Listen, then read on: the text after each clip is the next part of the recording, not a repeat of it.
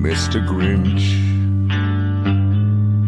you really are a heel. You're as cuddly as a cactus and as charming as an eel, Mr. Grinch. You're a bad banana with a greasy black peel.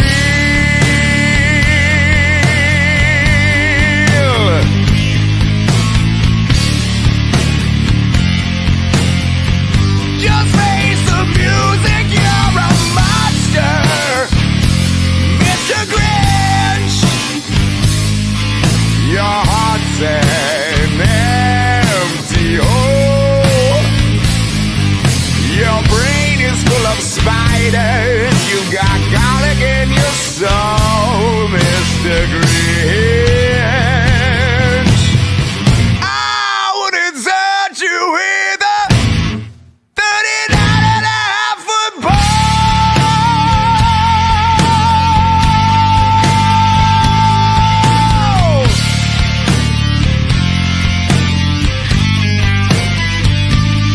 You're a vile one, Mr. Grinch. You got termites in your smile. You have all the tender sweetness of a seasick crocodile, Mr. Grinch. Well, given the choice between the two of you, I would take the seasick crocodile.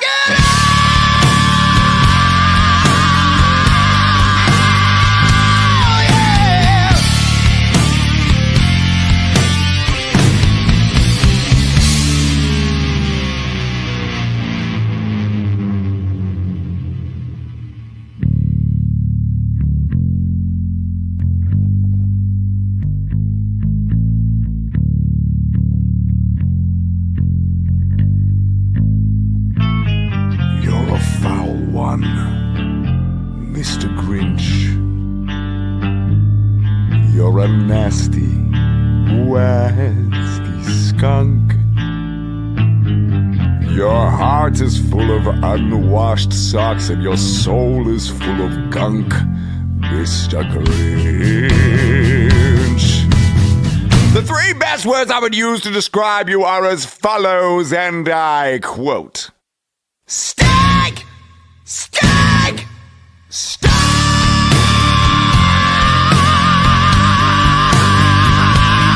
Yeah!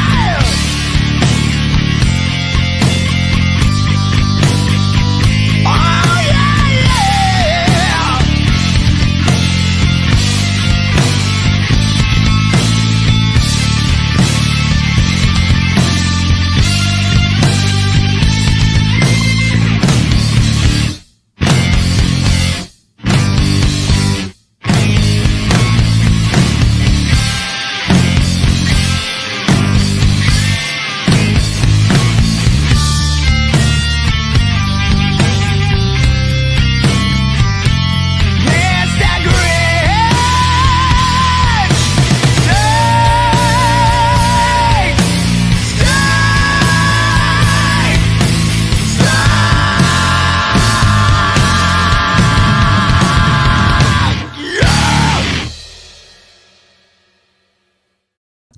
All right. It is the Christmas season, so we have to play that song every single show because it is the what's expected here. Welcome, everybody, to the review. Now, what's different about this? This isn't Odd and Stuff. This isn't the Spawn review, but this is episode 53. Now, what are we doing here, Sean, with the review? We are changing it from the Spawn review. That's what we're doing. Okay, so what we're doing is like there's the view with the chip on ABC. We're the opposite of that. We're cool. We're not going to bitch. We're not going to. We're not cunts. Yeah, we're not yappity cunts. So you got if you love us on that and stuff, if you love us on the Spawn review, if you love us on Jerome and Joe's show, look, if you love us, you're gonna love this. And if you don't love us, I don't give a fuck. Yeah, we don't give a fuck. That's pretty much what it is around here. No, so the Spawn review. So here's the reason. We did the Spawn review. We started it. We've been doing it for 52 episodes. And the basic reason why we did that is because we were big fans of Brett Booth. He jumped on the main book. Brett motherfucking Booth, thank you for correcting me on that. He jumped on the main book back in issue 350, and we wanted to start tracking it. Now, the sad thing is Brett is scheduled to leave the book about 374, which is just a few issues away.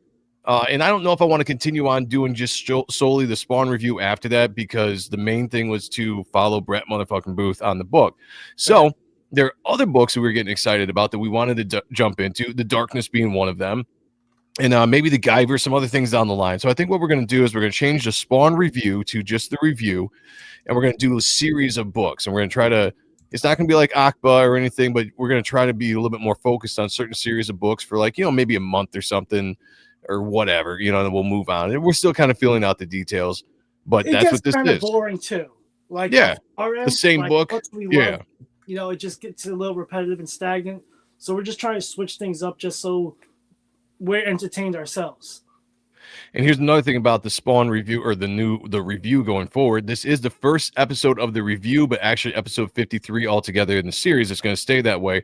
This is also going to be a show that's going to be leapfrogging Ahrendt stuff. So on Thursdays, we're going to do Ahrendt stuff, then the review next week, then Ahrendt stuff, and so on and so forth going forward. Just to make up time, because it's, there's a lot of streaming going on, a lot of stuff. So that's just kind of the new format we're trying to get ready for 2026. As we're right around the corner to being even older. Sean, how's that make you feel? Old. Yeah, very old. Very old. We look young, though, and that's all that matters. We moisturize. We also... Everywhere. Everywhere. Lots of lotion. Lots of lotion. Lots keep of cocoa the skin butter, looking good. Bronzer. Yeah, keep the youthfulness in our face. You do what you got to do. We also have the essence of virgins into our bloodstream. Oh shit! Yeah. Well, don't give away all the secrets. I'm a giver. Yeah, don't give them all away. We also have Jared from Comics League in the house downstairs. What's going on, brother? Not that much. Just been living the dream. I like that. Cool.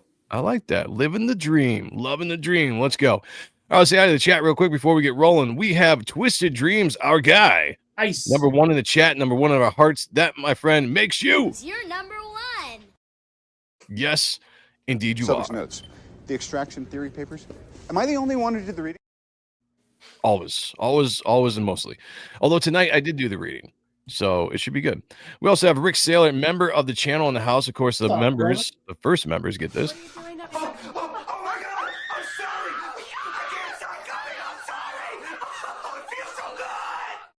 It feels so good to have the members in the chat tonight. The common thread in all of my failed schemes is human stupidity. People are just too stupid to accept me as their leader. This is a fact. Christopher Bouchard's in the house. Oh, wait, let me do that again. I messed it up. Christopher Bouchard's in the house. It says hello there. Hello to you. We also have Michael Penguin in the house. Good to see you. Mark. Penguin. A penguin is a bird that cannot fly. I am a man. I have a name. And his name, which I fucked it up, is Mark Penguin. I don't know. Where did I get Michael from? I don't know. You know what? We have enough marks. Too many marks, right? You have been dubbed. Yeah, you have to be renamed because there's too many marks in this space. Yeah. No, Mark Penguin is in the house. Welcome, brother. Good to see you. We also have Cosmic Studios. Yeah. Good to see you. It's been a second. I hope you are doing well, feeling well. Afternoon. Stinks like sex in here. Member of the channel, Cosmic Drop Studio. your YouTube link in the channel. I saw that you got the sci-fi thing. That was pretty great. So let me make sure that he's a mod. All right, let me add you as a moderator and drop your link. Yeah, to your YouTube channel. Drop your link in there, and everybody go sub to Cosmic Studios YouTube channel. Please do that. Secret. Well, yeah. We also got Jamie in the house. Says hail to the motherfucking amazing chat. Hail to you. How you been, darling? Hope you're doing well. We have Wiley J Draws. It says written by Frank Zappa. Okay. What are we talking about? Silvestri looks like Zappa. Are you talking about the Grinch song? Oh, no, I don't know. That might have been. That might have been. Howdy to you. We have Adversity in Comics, a member of the channel. Yeah. And Adversity Art. Man, I'm fucking all this shit up. Adversity Art. Good to see you, man. Thank you for being here. Past Master Dan. Yo, Evening, chat. Hit the like button. Yes, hit the like button, but more importantly, hello to you, my friend. how you doing? How you do? I hope all is well with you. Hell Good yeah. to see you in the chat. Ryan's in the house says, I'm in the house. We see you. We love it. Thank you for See hanging. it.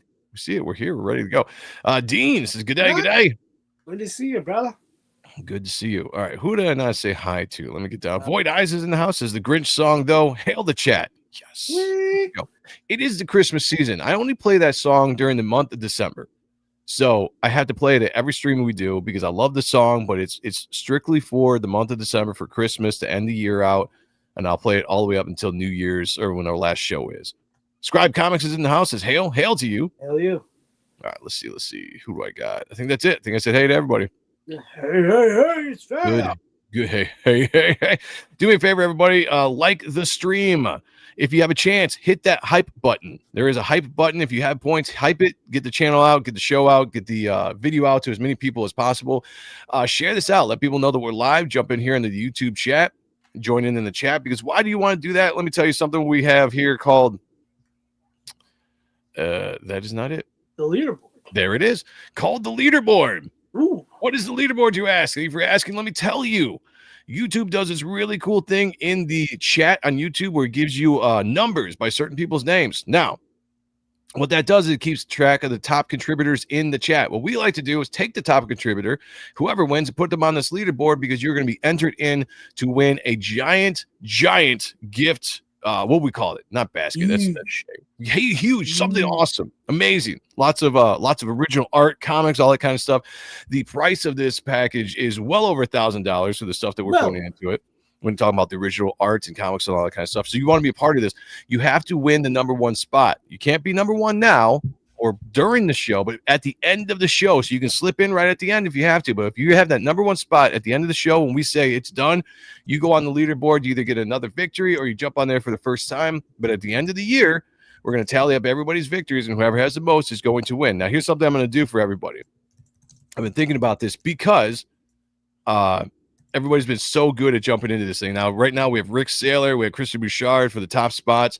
We're probably going to have a runner-up spot. We're going to have a just giveaway to everybody that's on the leaderboard just to say thank you for participating in the whole leaderboard contest that we've been running now for the last, 5 months, 6 months, whenever we started this. It's been a second, but we're going to do some stuff for everybody so people get things. And I'll tell you more about that as we get closer to where we're at. So you want to be on the top of that board. How do you do that? You contribute as much as possible. Talk to people in the chat, at people, talk to us. Super chats absolutely definitely work. Super chats definitely work. I'm not begging for the super chats, but they are nice and they get you to the top of the board. So I'm throwing this in too. So yeah. An advertisement from Chaos Comics of Evil Ernie. Chaos hasn't had Evil Ernie in 20 plus years. Now, I don't know if I got this from a convention or if my dad's company got them because they were a printing company, but it's lenticular. It's fucking cool. It's awesome. And it's limited. And we're going to throw this in as also a thank you for the for first prize. Should we sign it? We should. We should. Yeah. Yeah, I like that. Hey, let's do it. Let's sign in my name. Yeah, I like that. Make comics. Let's go. Yeah, so this thing's already over $2,000. Like from what Joe and I are both putting in, and other people from our streams. So it's gonna be big.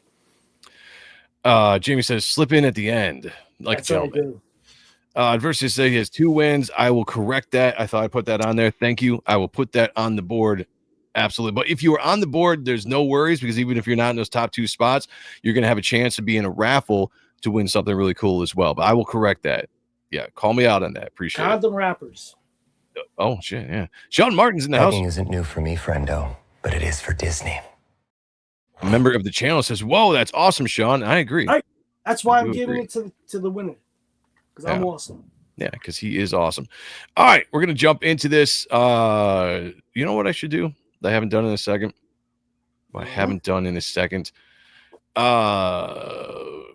Core 20's in the house. Ooh, the 420. Yeah. 20, let's go. Is there music playing? All right, let me do the short version. There we go. That's the short version.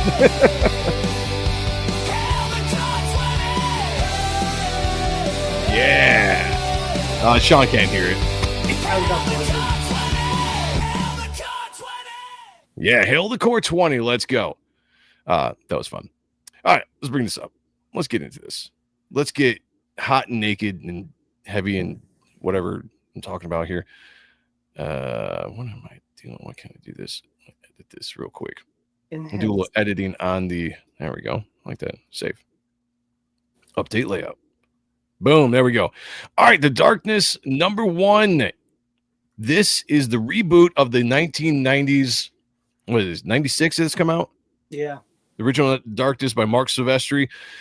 We've been waiting on this book for a while since the time it was announced. I will say back in 2022, I was at a comic book convention in Chicago.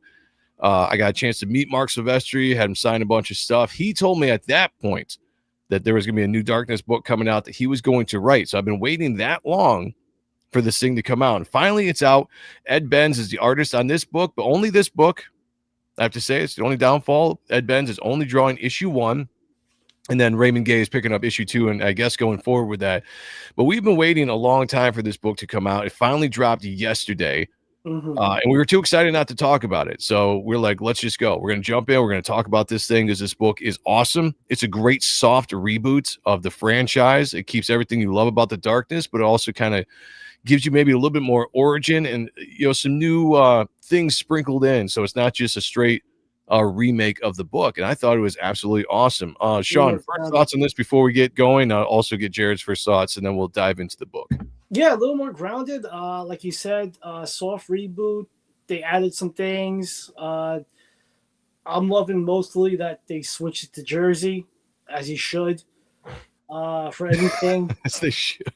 No, I love this book. This is probably my. Well, we're at the end of the year. This is my own most anticipated book, besides probably Youngblood. But this was I was so inspired.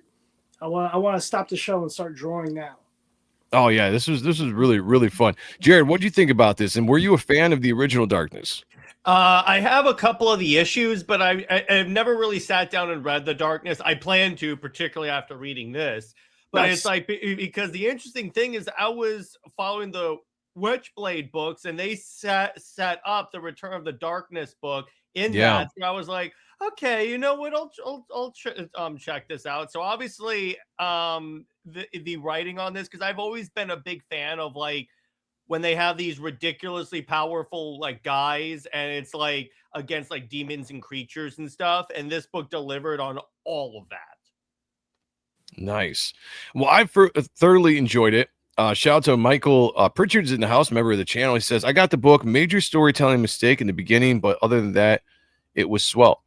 I'm interested. Tell me what you think about what the story mistake was. Yeah, let's do it.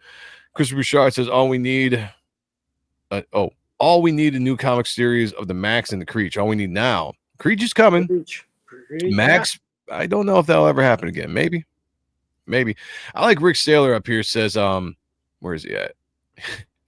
He says, I'm going to throw in something for second place as well. Which that pretty much means that he's saying that he's going to win the competition. I like the confidence. I like the confidence and a little bit of the shit talking. That's good. Sean Martin says most anticipated book of this year was Reaper Destroyer with supplemental. Hell yeah, brother. Thank you. Hopefully next will be Type 1. Don't be a bum. Back Type 1. On Indiegogo. Unfund my comic. Let's go. Yeah. Okay. When you get to the page, I'll point it. All right. Thank you. Definitely do that because I'm interested to see. And same thing with anybody in the chat. If you read this book, let me know what you think. Critique wise, likes, dislikes, all that kind of stuff. That's what the show is about. Yeah. We don't hold back on opinions here. No. You know, if we don't like the book, we'll say it. If we like, all that kind of stuff. Well, because we just tore the last Hush book, Batman 162 apart. Oh God! On the last episode we did, which I had been enjoying the series, but that book fell short. So we will do it here. Matt LaRock says, hey dudes, I used to love this character. I even entered a script contest many years ago, didn't win. Yeah, it's probably when Top Cow was doing the talent hunt. I'm assuming that's probably what you did. I would love to read that. Any chance to be able to send it my way? That would be cool. I'd love to see it. Yeah, that would be cool. That'd be cool. All right, so this is the cover by Mark Silvestri, and you gotta get the Silvestri cover because this is the OG artist. This is the GOAT. How can you not? Beautiful cover, just love it. Great composition. He's got as always. That A. Ridiculously detailed in a good way. I'm like, oh my God. A lot of these artists are the types where I'm like, how do you maintain a regular schedule and put out this quality work all the time whenever you do this? It's incredible. Yeah. I mean, shout out to all the guys that did that back in the day that kept the monthly schedules, because I mean, it's insane. And I do believe that 90s had some of the best, most detailed art. People can fight me on that, but I'm never going to change my opinion on that for sure. Here's one of the disappointments I want to say right off the bat. You can't see it because we're right off the bat. Speaking of Bat Banning, my guy, he did some inks on Reaper Destroyer issue 1, was billed as the inker of this book. Now, when this was first advertised, it's like Ed Bennis on art, Bat Banning on inks. We were just like, what a super team to have on this book to relaunch the Darkness. And then we get leaked out like, oh, Bennis is only doing issue 1. Disappointment. And Bat, he only inks page 1 in this book. What? I saw this and I was just like, what? I was so excited to see an entire book inks by Bat, and he only inks page 1. Now, the inks in this book are great because you got Sal Regla and John Levesey, who are great inkers. So you don't miss it. It's the quality is there. But I was just excited to see my guy, and I was like, for a second, I was like, this is the 90s resurrected Ed Benz, Bat, Silvestri writing. Here we go. And that kind of fell short. That didn't affect the book for me too much, but I saw it and I was just like, a little disappointed there. A little disappointed. Sex on page 1. First disappointment is the sex scene panel is too small. Oh, you perverts. I love it. I love the chat. Like your style. Love it. All right, let's jump into the sex scene. So we open up New York. We have what turns out to be Jackie's dad. So this is one of the first big strays from the original run, where they're actually diving a little bit more into the origin of the Darkness, the origin of Jackie, which we didn't see at the beginning. That this is basically like Jackie's dad had the power before him, and he passes it on to this woman, which he's having sex, which you're not supposed to do. Even the Darkness themselves are telling him he's got to stop because this isn't good for him. And he's just going to town. This chick is loving it. And the Darklings, I'm assuming, are basically like, don't do this. You know, like this is not going to end well for you. And it doesn't. We got what's his face coming in here? I cannot pronounce his name. Sean, what's his username? Was it Celestine? Yeah. I'm going to give you guys a warning right now. Most of the last names in this book, I can't pronounce. So I'm going to throw it to somebody else. But he jumps in. He's basically like, what have you done? And he's like, I've created a better man than me. Good luck, you son of a bitch, as he dies and disintegrates in front of everybody's eyes. What did you guys think about this change? Sean, specifically you, because you have a good knowledge of the first run. Way more intense as far as seeing him decrepit after it. They kind of they didn't jump the shark. They fast forward to get to the point of how to tell the origin of Jackie, as opposed to waiting like a couple pages or a couple issues. Yeah, I like that. Kind of more on the if this was a movie, because this was previously a rough movie plot Mark was writing, and he just kind of retweaked it for the revamp of the comic. But yeah, no, I thought it was cool. Broadside, art's great. Cool looking zombie thingy. That's the way I want to go out. If you're gonna go out, I guess that's not a bad way to go out. Yeah. Between a hot chick's legs as you're disintegrating after you blew your final load. What do you think, Jared?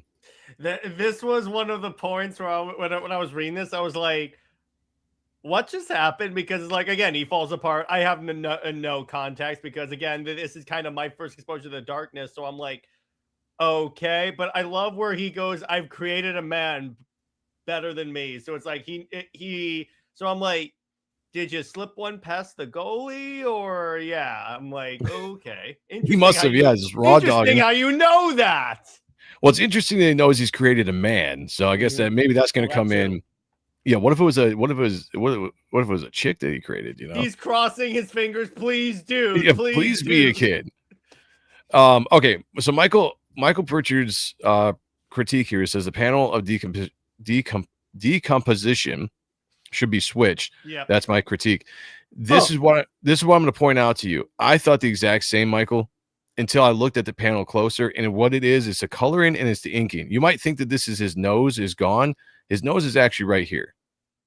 Oh, I see So, it. so if you're thinking like, oh, his nose is here, but it's gone here, these panels are switched. That's a mistake. That's actually not the case because his nose is actually right here. It's just, I think they should have done a better job of establishing that with the colors, and the inks should have established it more. But his nose is actually there. So he didn't, if this is what you're saying, Michael, because I thought the exact same thing. He doesn't go from no nose to nose. It's still nose, and then he disintegrates. So if that's what you're thinking, I'm right there with you. But I think that might be the issue. Make that, yeah, that's what I'm saying. That needed to be established clear. I 100% agree. 100% agree with you.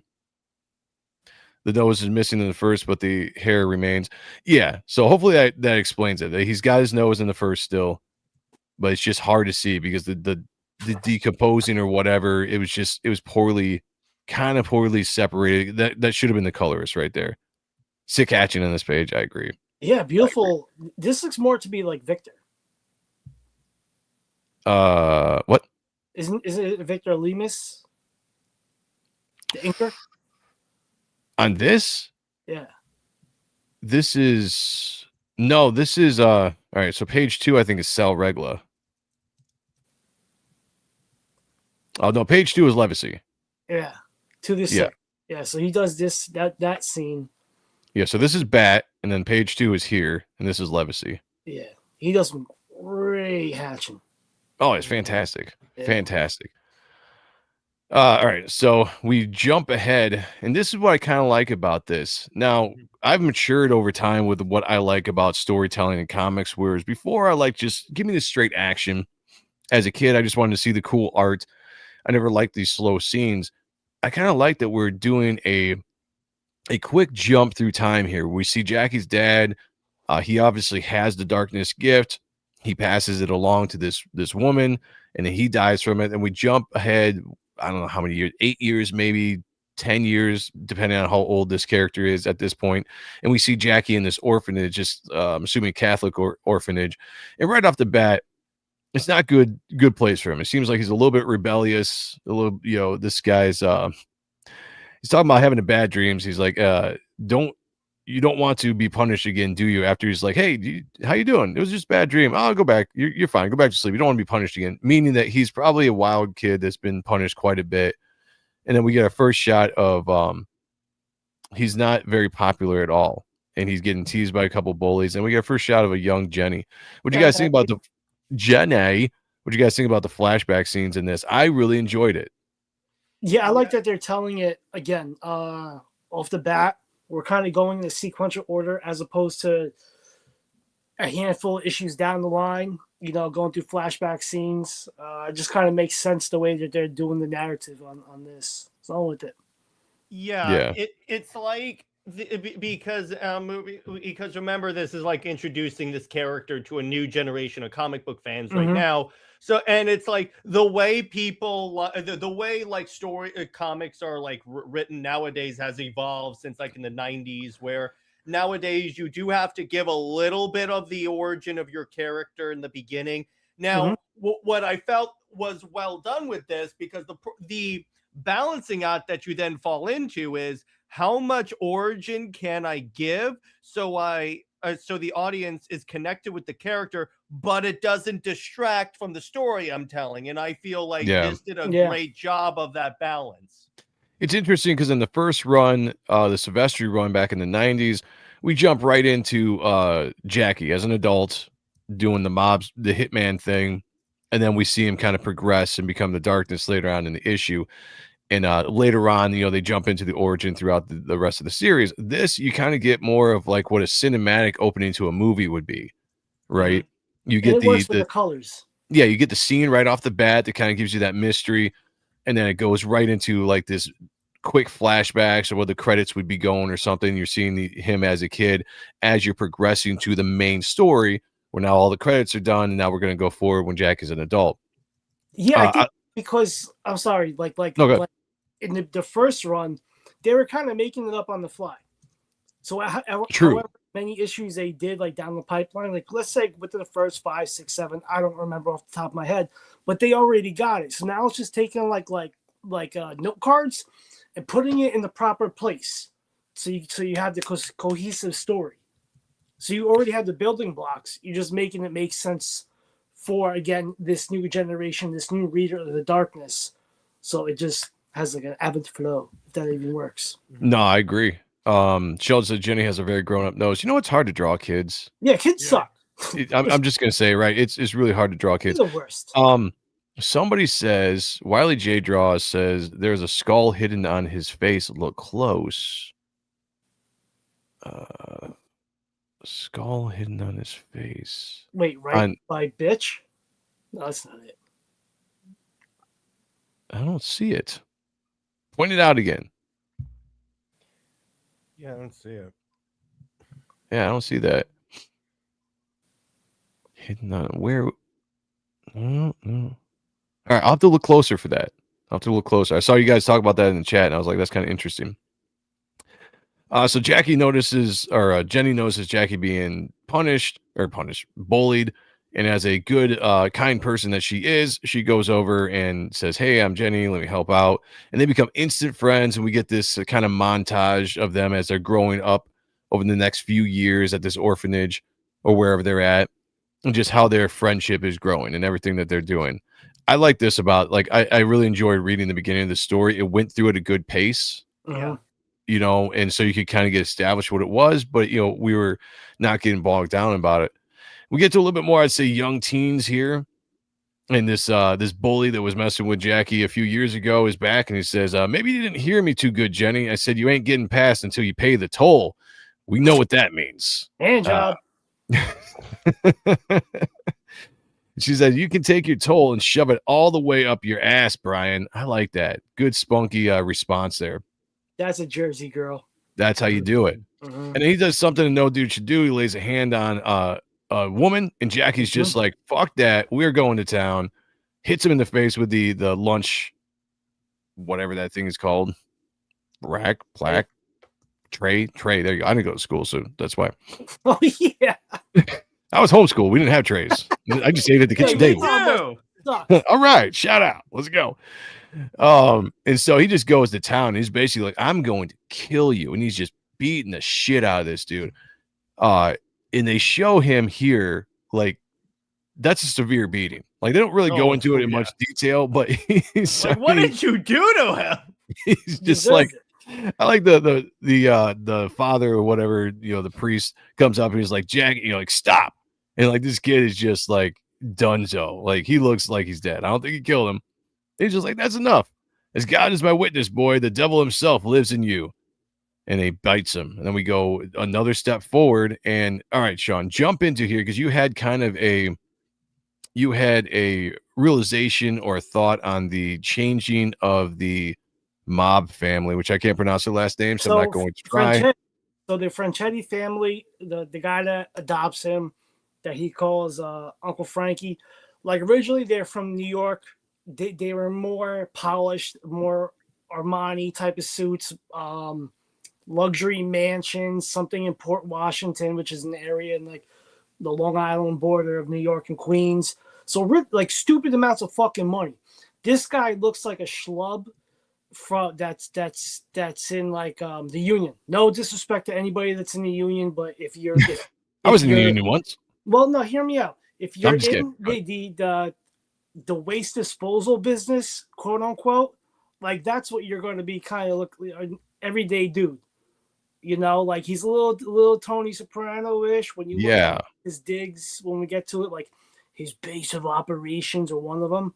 You know, it looks like the back of a tiny ass strip club, which isn't worth it to go. Take my word for it.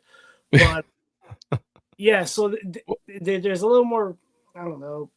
They're not dumbing it down, but they're making it a little more maybe relatable to people from Jersey, because I saw these guys all the time. Yeah, Sean's from Jersey, so he knows. But that's my takeaway what gave from it it. away? My weird fucking accent? Nah, not that at all. Yeah. I thought they were channeling a little bit more Sopranos this time around. Yeah. You know, and I didn't even think about it till you brought it up. But I was like, okay, but because I just got it from the way that they're dressed, the way that they kind of act. I was like, this feels more like they're channeling Sopranos than the first time around when they're channeling, like you said, more upscaled mobsters. Yeah. These guys are way more Goomba-ish, like everyday thugs, as opposed originally they were Godfather, like that. Yeah. And it's interesting too, like what's the purpose of him coming to this orphanage? I mean, is he actually adopting Jackie to be like a son, or just like trying to recruit young? You know, they don't really establish that in this storyline, which I guess I'll play out as we go. But he always calls him uncle, right? Yeah. He doesn't call him dad, so it's always like an uncle. Uncle Frankie. Yeah, Uncle Frankie. Which is interesting. Who said it? Cosmic Studios says, I like how the devil drawing is foreshadowing his darkness costume later. Let me go back up because I actually missed that. I can't believe I missed that. Let me go back up to that montage where they're okay. I can see that. There. Yeah. I can see that. Just showing like the darkness, like there's a superhero and then there's like the villain, you know. I could see that. Yeah. I could see that. Yeah, the hands are drawn very nice. Ed Benes is a highly underrated artist because I know he's worked for DC and stuff, but he's not one of those names that are just out there that everybody talks about all the time. But the dude is a fantastic artist, which is why I was so excited when he was penned to be on this book. And I wish he was at least on the first 5 books. The first story arc would have been great, but this is the only book we get with him on it. And so I'm hoping that Raymond Gay picks up where Ben's left off and going forward will be really solid. But this book was just visually very, very appealing to me because it had that 90s Top Cow feel, because Ben's has a lot of Sylvester isms in his work. And a lot of Joe Mad too. If you look at his older shit, like his I guess foundation was very Joe Maddian. I can see that too. Yeah, that's a good point. He does have some of that. Yeah, that's a good point. Colonel Zade's in the house. Says color theory reminds me of The Blue Room by Van Gogh. I'll have to check that out. He likes Batman. The perspective is sick on the left. Page above. Left. Oh, I got you. Yeah, that's badass. Of him I like that. Getting his hand, yeah. Yeah. Ben's is, like I said, I don't know if he's a slow artist, which is fine. We know Sean and I were artists, we get it.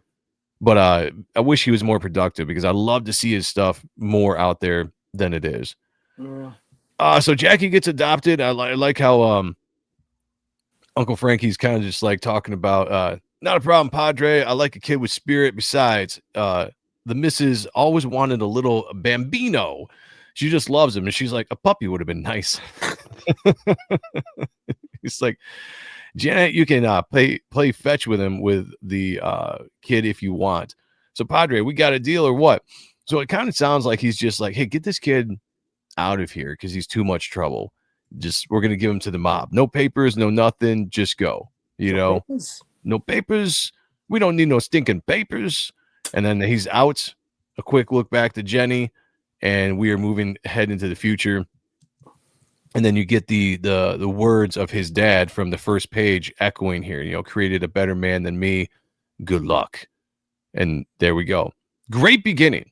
Yeah. Very solid beginning, and now we're jumping into the main story. Like I said, very cinematic. We went through the credits part of the movie or the TV series or whatever. And now we're getting into the meat of the story. I thought that was very, very well done. It was paced well. I didn't think it was too fast. I really have nothing bad to say about that sequence of storytelling. What do you guys think?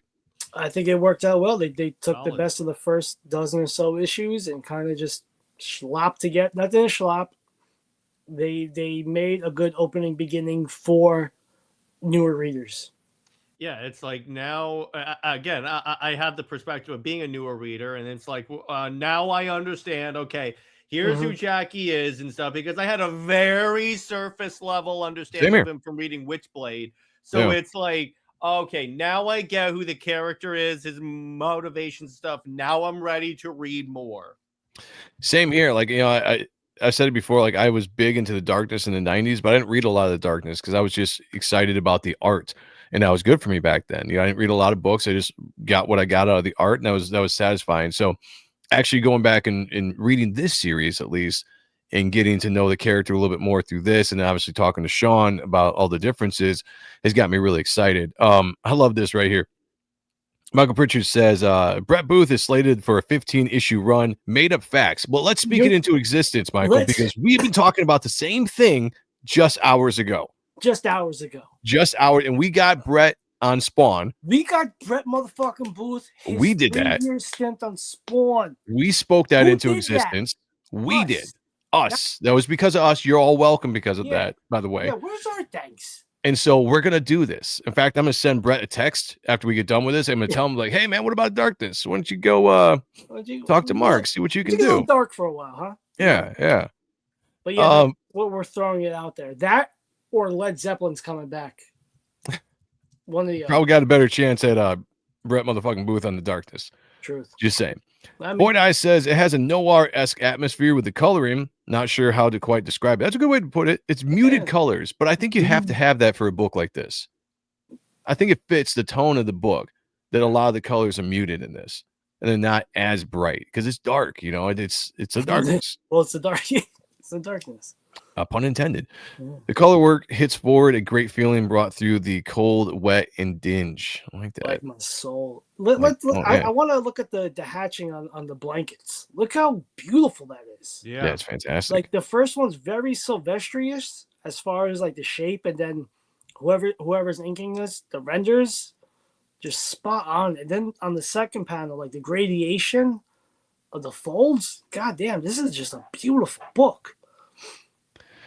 Yeah, no, everything about this is great. The art, I mean, I fell in love with. I got the preview book from San Diego they put out, which was just the first, 12 pages or something, just pencil and script. And I fell in love with that. And I was like, I know I'm going to love this book. And finally getting the chance to read the entire thing, I was not disappointed. Yeah, you guys are going great conversation in the chat today, guys. Keep it up.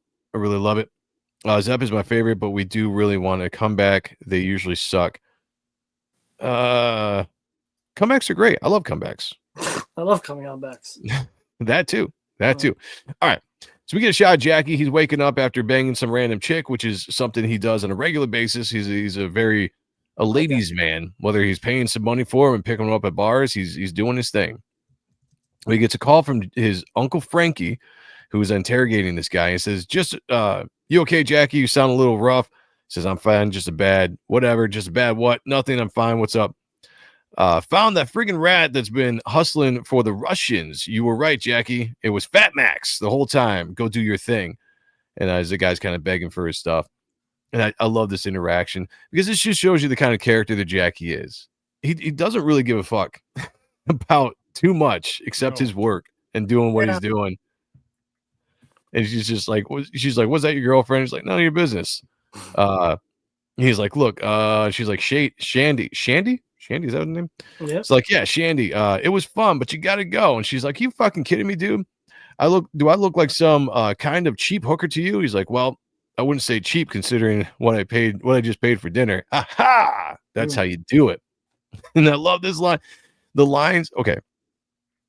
The script in this book is great. There's some borderline cheesy stuff that we'll talk about later that Sean and I kind of got in on, but I loved some of these lines. I laughed my ass off on this. She's like, okay, I see how it is, jerk off. And he's like, thanks to you, I don't have to. The doorman will get you an Uber. I'm like, yes, I love it. Go, Jackie. You're the man. You're my new hero. And then we jump into the scene. It says the Bronx as he's holding Fat Max, whoever this is, over the roof. And I thought this was kind of interesting that this is a character that he apparently had some kind of interaction with, but just kind of shows you the cold-bloodedness of Jackie, right? It doesn't matter if you're friends, if you knew somebody at some point, he's got a job to do, you betrayed the family, and he's taking out the trash, so to speak. And he's have some good dialogue here with just, he's like, he gave me the silencer for my birthday, all this stuff, and he's trying to appeal to Jackie. He's swearing up and down that he's not in with the Russians. I have to say, guys, I kind of believe him in this scene. What do you think? No, you don't believe him at all? No, Lying. Yep. Lying till the end. Yep. Yeah, I agree. I think he's lying. Kim Kardashian loves him 2 comebacks. I like it. Good that one, was man. a great video. It was of nothing besides the porn. Okay. Star Lord, was whatever that Chris Pratt. Chris Pratt. Whatever. Oh, okay. Chrissy P. On one of the outtakes of Parks and Rec, they were doing a gag, and then he's like, people like comebacks. Kim Kardashian does, and then once everybody got it, they're like, just look it up. No, it's good. I never watched the show, but that's good. I'll check that out. Rick says that's a strong tie. It is. He's just holding this dude by the tie. I like that. But, if you're going to intimidate somebody to get everything they're worth, hold them by the tie over a building. This is why I think he's telling the truth. Throughout this entire book, there's something fishy to me about this whole thing with the Russians. And we'll get to it as we go. But I think there's something that's not being in the story. It just seems like there's, I don't know. I just feel like this guy actually was telling the truth. I don't know why. But Jackie says, again, doubtful, but speaking of gifts, is that the time my Uncle Frankie got you for Christmas last year? And he's like, yeah. It's like, well, Max, considering the state of affairs we now find ourselves in, I'm thinking he might want it back. And he cuts the tie. And he's like, oh, shit. And there he goes. Great panel. I love that. He's falling to his death there. Yeah. And bringing in a little bit of the comedy with the book. Like, this is, one thing I was talking to Mike Barron about writing not too long ago, and he was talking about like the importance of putting in some good, jokes. Nothing like, you don't want to do cheesy stuff, but just some stuff to kind of break up, the drama or break up stuff here or there. And I was thinking about that, conversation when I was reading this page. And you go from this big old interrogation, and he's falling off the building, and you get this phone call, and in the background you just have this subtle like shit as he's falling to his death. And Jackie's calling the butcher, and he's just like, hey, I got something for you to clean up. And he's like, okay, cool. And you hear shit splat. That's funny. It's comic. I love the crumpled body in the dumpster. It's so well done. Yeah. Splat. Yeah. I thought that was a Brett page, or at least the image of Butcher right there. Like that's. It kind of does. Now you mention it, definitely it has kind of a Brett like feel to the face and some of the other stuff. That's a good point. Yeah. Maybe a little Joe Mad on the face as well. I can see that. Kevlar knot, is that a Windsor knot? I have no idea. It was. Yeah, if they were Russians, where are all the bears? That's true. That's a good point. It's a good point, guys. You raise quality questions. Probably because in the first few issues, the guy they suspected of betrayed turned out innocent. See? And I didn't even read the book. That's why I'm good at this stuff. I haven't read this, so I don't have much of an opinion yet. All right. You're reading it now. Well, you're getting it now. And by the way, guys, if you get this book after you see this show and it makes you want to go out and buy the book, buy it, post a picture of it, tag Mark Silvestri in it, and say that you got the book because you watched the review, and then tag Sean and me in there as well, because we want people to know you guys are buying the books because of our reviews.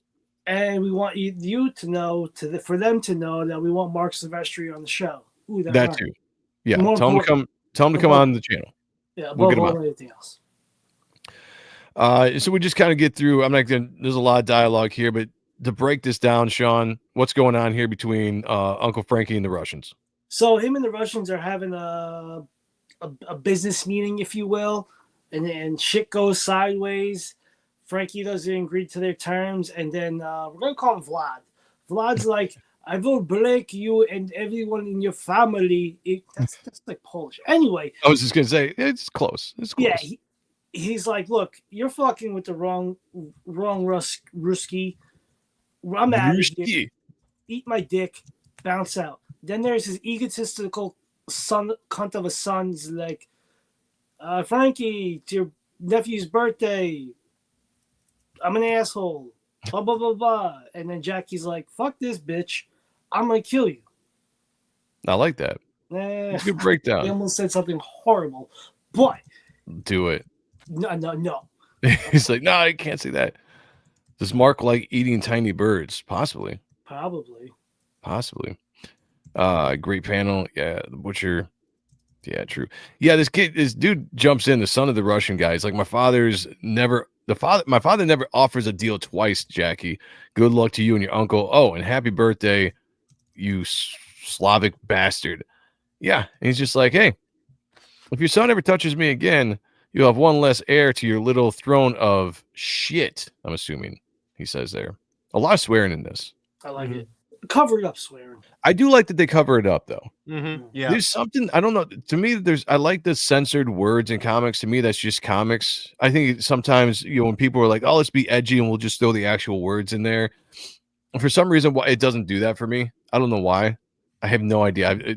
It's just a personal thing, but I kind of like the censored words. We know what it is without having to say it. It'd be hilarious. It would be hilarious if the reasoning was, well, we want more all ages people to be able to pick up this book. That's why we put a sex scene in the first page of the book. Yeah, exactly. Yeah, not for kids. Here comes the art of Roy. By the way, before I say anything negative, fantastic artist. Love talking to this dude on X. Follow Roy. Follow Roy. Talented, makes us sick. Amazing. Also, wet blanket. Also, we're having a good time, and Roy will just come in and throw water right on the fire. Yeah. He says, "Man, the colors are lacking." Okay, I got it. I actually like it. I like the fact that it's muted tone because of the tone of the book, personally. But I get it; it's your opinion, and I respect your opinion, Roy, because I like you. The censored words do not work for me, but I can tolerate them. Fair enough. Just ordered 4 blank sketch variants of this to do some nice, guys. Sweet. If he sells those, get on those. Yeah. Get on those because you want some art from Roy. I'm telling you right now, fantastic artist. And if he's doing sketch covers of this, you don't want to miss out on that. Yeah. 100%. A little lacking, but it works. Yeah, right. Okay, so anyway, Jackie gets back to the book here. Uncle Jackie gets these 2 lovely ladies. Or Uncle Frankie gets these 2 lovely ladies for Jackie for his birthday, his 21st birthday. And he's going to take them home and do fun things to them because that's what he does. And this is the first time Jackie kind of hears this word or this voice in his head. He says, soon, Jackie. And he's like, soon what? And Frankie's like, huh? He's like, you said soon. He's like, no, I didn't, you dumb kid. He's like, oh, I must be hearing things in my old age, 21. Anyway, screw the Russians. Give me some good news on the dock situation. But he says he's got the new harbor master in play, and now we get a Zycon. I got a Zycon camera. I don't know. That's Kodachrome, I think it is. But anyway, and we get first shot of Sarah Panizzi. My lady. How do you pronounce her? I can't pronounce any last names on this show. I think. Zini. I think so, yeah. The Witchblade. So this is what Jared was talking about earlier. The Witchblade relaunched this year. I don't know. They're in the teens, I think, in the issues, I believe. Yeah, they are. And Jackie was reintroduced in Witchblade. So this is kind of bleeding over now, which I guess he was in the first round. The first run. 10. Yeah, yeah, so in the 90s as well. The original was Witchblade 10, and this one is whatever volume 10. So it makes sense. Yeah. So we get Sarah Pazzini, checking out Jackie right now. And hot. Ed Bennett just be still my heart, bro. Woo. And this is what I love. I might not be as crazy about the art on the Witchblade. Nothing bad about it. It's just not particularly my style. But this is what I love about Ed Benz. I mean, he's putting the sexy back into comics. Don't worry about the male gaze. Let's put the THO, the hard nipples going on there. Sarah looks sexy as hell, the way that she should be. I mean, just look at that form. It's just beautiful drawing. Anytime that man draws women, it's a work of art. Yeah, he can draw the ladies very well. Colonel Zay says, good night, y'all. Footage run. Have fun. Check out Beaconed Recourse, y'all turkeys. Nice. Shout out to you, my friend. Thank you for joining us tonight. Appreciate you. Have a great night.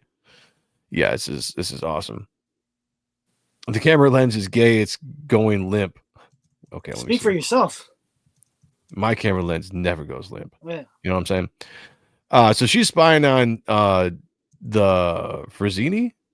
Vincetti, whatever their last name is. And happens to see Jackie there. And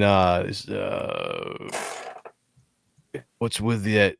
Oh, So this other dude's like, what's with the estacado obsession? Thug hitman, nothing more. And she's like, oh, there's more, lots more. And then we get this shot right off the bat. There's an attempted assassination. And I like this. I really do. What I like about this is you might complain a little bit about the car, a little wonky, but it's kind of cartoony. Reminds me of Greg Capullo a little bit. When you can take scenes like this and make them a little cartoony with the vehicles. Like the vehicle looks way too small. It's kind of clownish with all these guys in it, but for some reason it still works for me. Thank you. Yeah. Great tits. I like that. Rachel Brinkley's in the house with the ghosts. Good to see you. Thank you for being here. All right. Appreciate you being here. YSA, another fantastic artist in the house. Yeah. Says, hey guys, I'm here drawing and listening. Hell yeah, brother. Yeah, I'm probably drawing some more of those fantastic commissions he's got out there. Boy, go check out his work and try to jump on that commission list. He's putting some great stuff out there. Franchi. I'm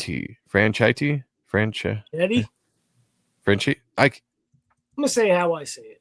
Yeah. Oh, is that trying to pronounce it? Franchetti? Franchetti. How do you pronounce it? Franchetti. Oh, we'll go with that. Yeah. Blurred wheels. Yeah. I just see it and I think it's cool. I like the action. Damn it. Stop here. Stop it. Okay. I like the word bubbles. I like the blam, the brap, I don't know. I like it. Everything about it. I love. Got nothing bad to say about it. I love this panel though. Just people just getting massacred in the restaurant.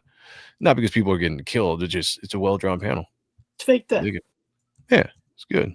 Some really lovely ladies. They're actually more ladies than men, actually, honestly. There's 3 chicks being just destroyed there. This dude looks like he's probably paid for her. She looks way better, I don't think he could get her in real life, but hey, it's a comic. Jackie saves Uncle Frankie, says, get down and move it all around. And Sarah jumps into action. She's like jumping in, get the EMTs, let's go. And Jackie's trying to protect his uncle here in this whole scene. And we get the interaction where we finally get Jackie and Sarah face to face. And she's just like, Sarah? She's like, shit. And that's how that scene ends. So there's a crossover. I don't know. Brap. Yeah, I like it. Don't ask me why, but I like it.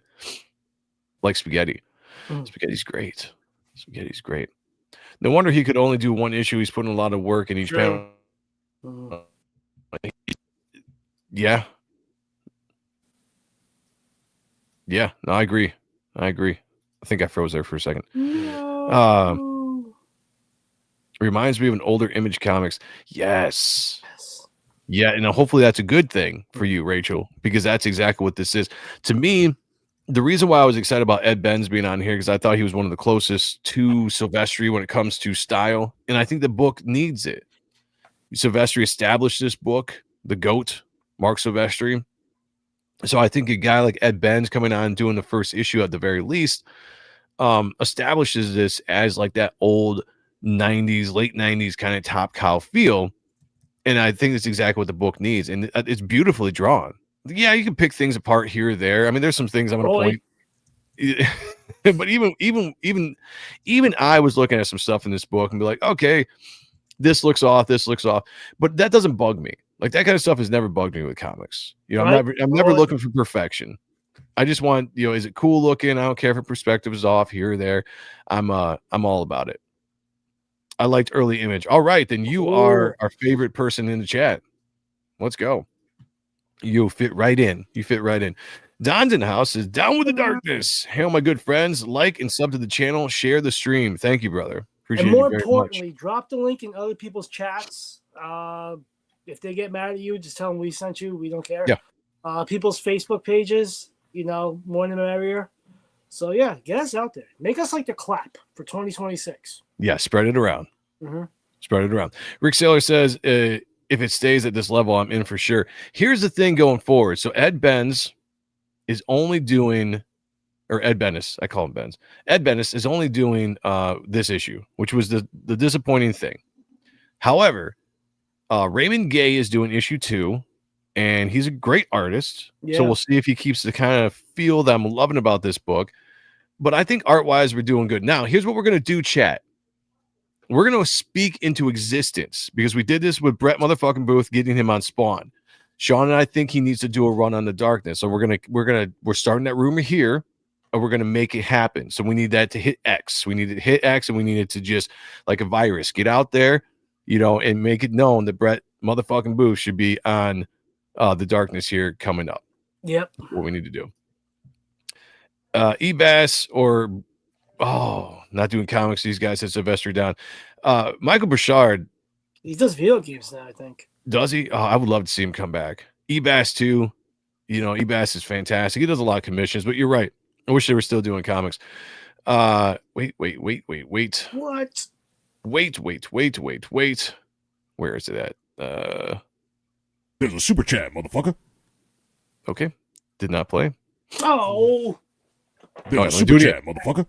There it is. Thank you, producer Tony. Christopher Bouchard with a $5 says, have a good night, Joe, Sean, and Jared. And the chat, have an awesome Friday and a wonderful weekend. Same to you, my friend. Thank you for being here. We very much appreciate you.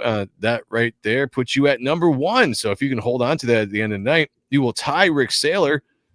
But I have a feeling Rick Saylor's got something to say about that. But thank you for being here, Christopher. We appreciate you. Joy. So we jump now. We see a grown-up Jenny bartending and just kind of some small talk between Jenny and Jackie going forward. Nothing major, I don't think, in this scene. I'm not missing much in this scene, right, guys?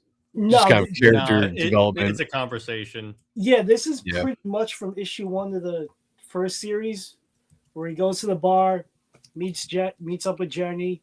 She's working the bar. He gets milk, and he takes a hussy home. But this one is 2. So it's scene for scene. Like it's going in kind of order as it was. He got milk? In the original, yeah. Oh, okay. I must have missed that. But he's talking about, okay, so this is one of my complaints, and this is just a small complaint, but I love the art, but this car is way too small. Now, I understand that was that Ferrari? I understand these cars are really low to the ground, and so you can stand over it a lot taller, but these people look like they're 10 feet tall compared to this car. The other thing is you don't want the car obscuring the characters, but yeah, I do agree with you. It looks way too small. Yeah. That was one thing I noticed. I was like, okay, that could have been changed a little bit. You could have even changed that in post. You could have digitally just made that a little bit bigger. Wouldn't even had to have redrawn it. Rick Saylor says, check out Superior Press Store and pick up a hoodie and a coffee cup. Yes, definitely do that. We'll talk about that at the end of the show, but definitely do that, guys. Support me there at the Superior Press Store. Get a bunch of merch, coffee mugs, all that good stuff. Yeah, milk at a bar. I'll have to ask Sean when he gets back why he doesn't drink alcohol. There's got to be something about that. Looks like Lotus. Way too small for sure. Yeah, that's slave to car rep. That's probably what it is, Roy. Probably definitely getting that car reference in there and just drew it way too small. The car looks like it's fine for everyone except Jackie and his side piece. Yeah, you're right. And it's a perspective thing. And like I said, it's not a big thing to me, but it definitely stands out. All Mark has to do is say the word, I'll be drawing darkness yesterday. Facts, my friend. Facts. He looks huge next to the car. Yeah, it popped out right off the bat. When I saw that, I was like, yeah, it's a little bit of a mess up. Lost Sean. Where'd Sean go? All right, so we get a van pulling up, tracking Jackie here. And we get these people in here. It's basically Jackie's or Estacado is just leaving now from the bar. He has a girl with him, and we get these people talking. Of course he does. He's obviously headed back to his apartment. Stay close and be ready. And this dude right here, I have no idea. He's just, my Lord, is it coming? Funny reference there. Yes, Wenders, it is. Sean, you need to be on here. These are funny jokes. Go ahead, Jared.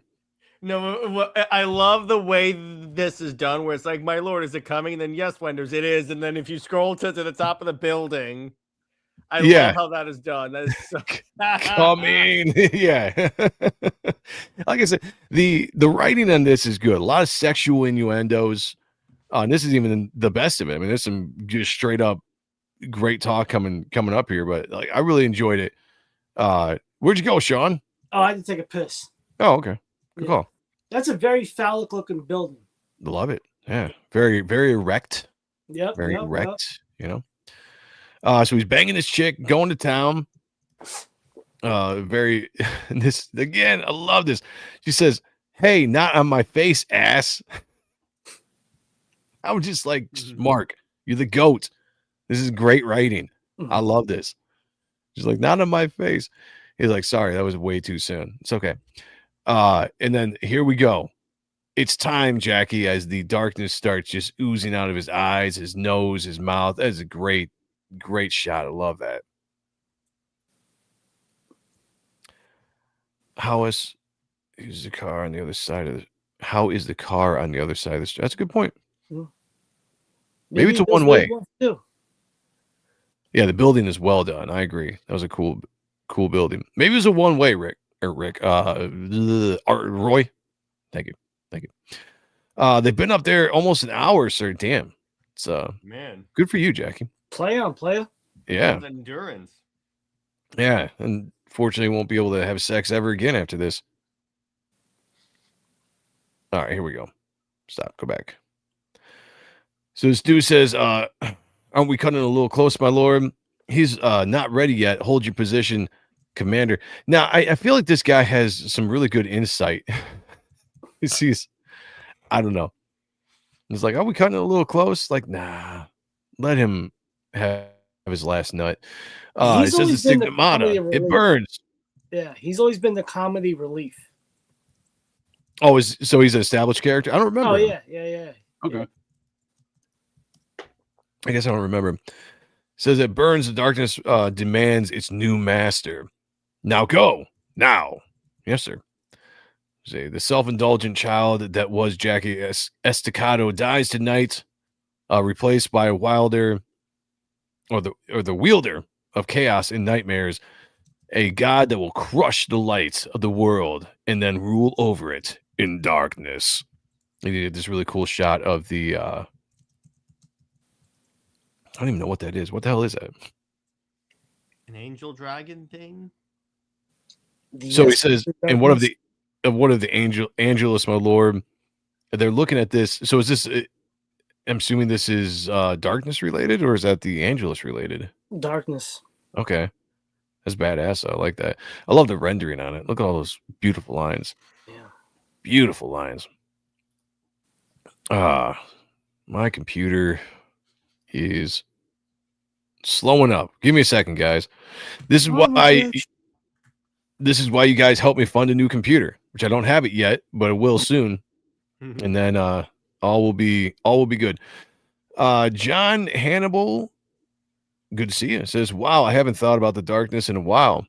Nice. Yo, this is the reboot, remake, soft remake, whatever you want to call it. Just came out yesterday.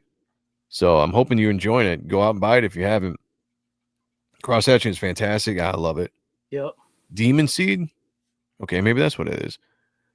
I used to love this book. Yeah, me too. Why Sean and I were so excited for this to come back, and it hasn't disappointed. It's been a great book so far with the first issue. All right, here we go. Now, here's my first critique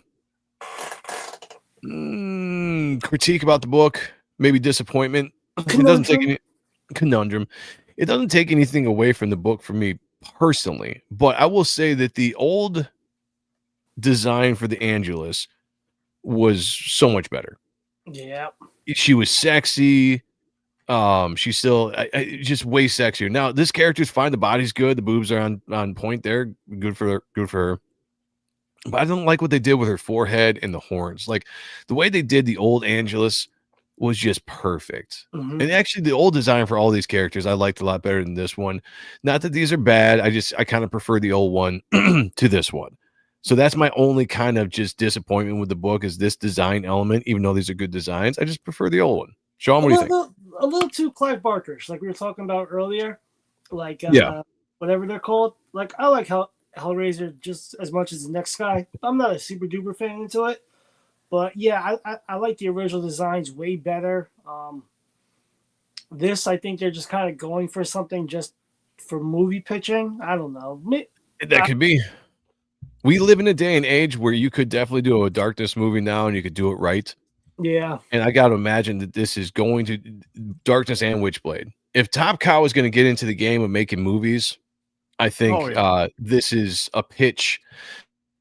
Not doing like what the whole Netflix pitch with some of the writers in the past, but I think they're definitely trying to give this a feel where maybe it gives it a little bit more. Like you said, Clive Barker, that was a great way of putting it. That was a great way of putting it. As soon as you said that, I was like, okay, yeah, I could definitely see that in the designs. I could see that being a movie. KO Joe's in the house. Good to see you, man. Well, this was originally a rough script, rough draft pitch that he was writing for a Darkness movie like several years ago. So he already had the formula of the past 30 years of Darkness, plus that just to kind of mold a new story for newer readers. Yeah. And the Angelus looks a little on the spectrum with that head design. He's not my favorite. The old character, the old design was great. And I don't know if we have time to bring it up tonight. But if we get a chance, we'll talk about it more going down the line when we're looking at this book. But that was my first kind of disappointment. I was like, I remember seeing some sketches from that preview book, and I remember the sketches looked great, the character designs, the art looked awesome, but I was just like, I don't know if I'm digging this. And after seeing it in the book all colored up, I'm definitely not digging it. Mm-hmm. So she says, I feel him. He's close. He's, you know what I'm saying? Mm-hmm. The dread that hangs in the air burns my lungs with every breath. I don't know why I'm giving her a man's voice. Says, we are ready, my queen. I would hope so. You must strike him down at the exact moment of his rebirth, General Krakus. Krakus. Sananatin, I can't pronounce his name, has hidden the new wielder well and will protect him. We will be vulnerable for only a few minutes. So when you see him, do not hesitate. The dark has that. Let me try that again. The dark has shat. Okay, yeah, I'm reading that right. The dark has shat out a new master for the first time in almost 200 years. I will not miss the chance to destroy him. So basically, she wants to take him out. Mm-hmm. The gist of all that, and that's a good face. See, I like that face. See, if you don't do the horns in there, the face is good. But once you had the horns like coming straight out of her head, it just she's got too big of a forehead. Mm-hmm. I don't know. If it was like the original, where if it was like you see the top of her head, like whatever metal band that is, that's what the horns were connected to. Cool. And the original Angelus didn't have pupils, and I always thought that was hot. She had huge tits. She had huge tits too, which was great. Mm-hmm. You know, no, great art in the backgrounds of this. Another reason why Brett motherfucking Booth would be good character design. Yeah, facts on that. Mm-hmm. So these guys jump out of this van. They're all ready to go to get in there to protect Jackie. The Angelus and her minions are on the way. So they're going up the stairs, and Jackie's already like freaking out because he's got this shit going on. She says, are you okay? You don't have like a weird STD or something, do you? And he's like, shut up, bitch. I'm dealing with this shit. And he's coughing out the darkness here. Love this panel. This is great. I love the Grady. I can't get over the hatching. Like hatching's great. This is Levacy, I believe. Yeah, that definitely you can tell. Levacy. Yeah. Like what a great team. That's a good jam. Yeah. Levacy does a fantastic. He's got the bat vibes, but he also has, I think, almost a cleaner stroke. Yeah. On his lines. Yeah. Very, very good. Too. Yeah. Laserish. Never finished while upside down. That is true. Mm-hmm. That is true. Hail Ace, what's going on, brother? Good to see you. Chat. I know. It took me I was like, all right, am I reading that correct? Was it chat? But the wings are cool. Yeah, the wings are good. Okay. Jumping into action now, finally. This is actually the first time I've read a book where I realized we really didn't have that much action. Mm-hmm. Yeah. There's some, shoot 'em up scenes and everything, but we're really getting into the meat of the action now. And the Angelus's guys bust through. You've got San and Teens goons there as well, and Jackie's still just like, trying to figure out what's going on. He got this voice in his head. It's like, let us in, Jackie. Let's go. And a fight ensues between all these guys. They just start murdering each other, just chopping everybody up.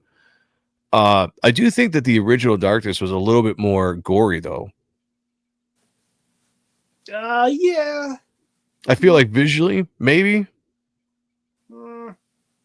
No? Okay. Well, I mean, this is just the beginning, too. That's true. Like, That's also, true. like that one, the blonde hair dude. Yeah. Like Jackie kidnapped him and put darknesses in his pants. And then threw him in the car. Sure he did. I forgot about that. Yeah. The Angels in their warrior uniforms look a little better than the first. Really? Okay. I like them better in the first one, the original run, that design. But yeah, no. Either way, I mean, they're still good designs.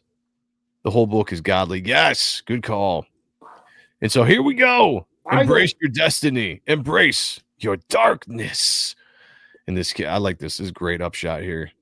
Just beautiful. Nice art. Says a die wielder as he catches a sword. He's like, no. We got our first shot of the darkness officially in 2025. Just chops the dude's head off with his claws, just right through.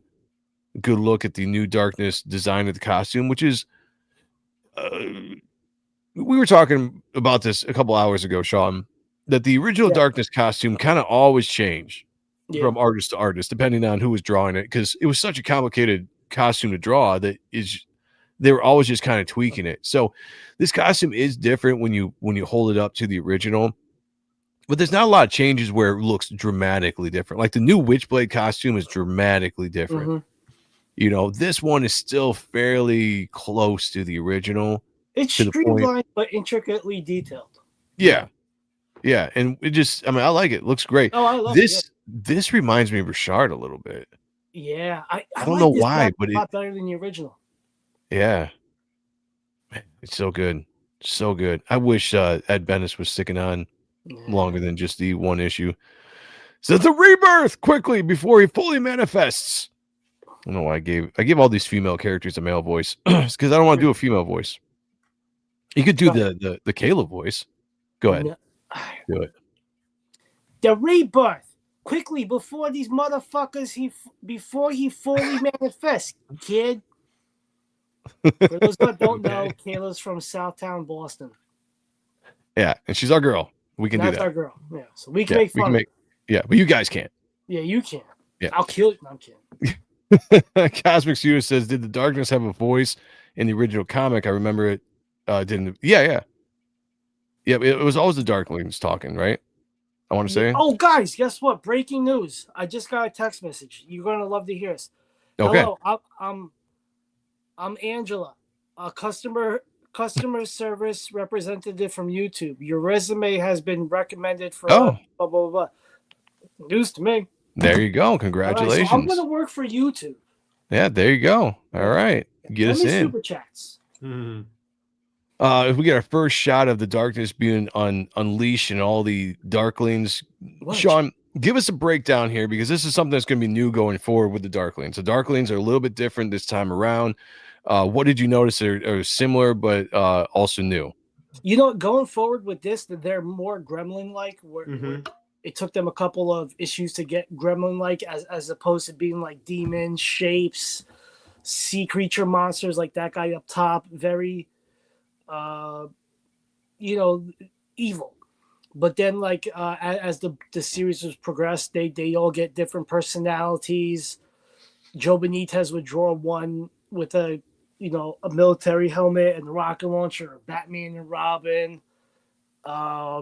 So we're going down that pathway quicker and sooner. So that's cool. Very similar costume. Very similar. Yeah, you don't want to go away or dance away from what it was. You might want to dance it or update it. And you know what's a perfect perfect of that? When Joe retook Reaper Destroyer from where it was in the Go 607 to where it's now. So if you want to take note of that. I like that. Thanks, I'll take the example. Let's go. So we get some awesome action here. Darkness is just kind of. Sorry.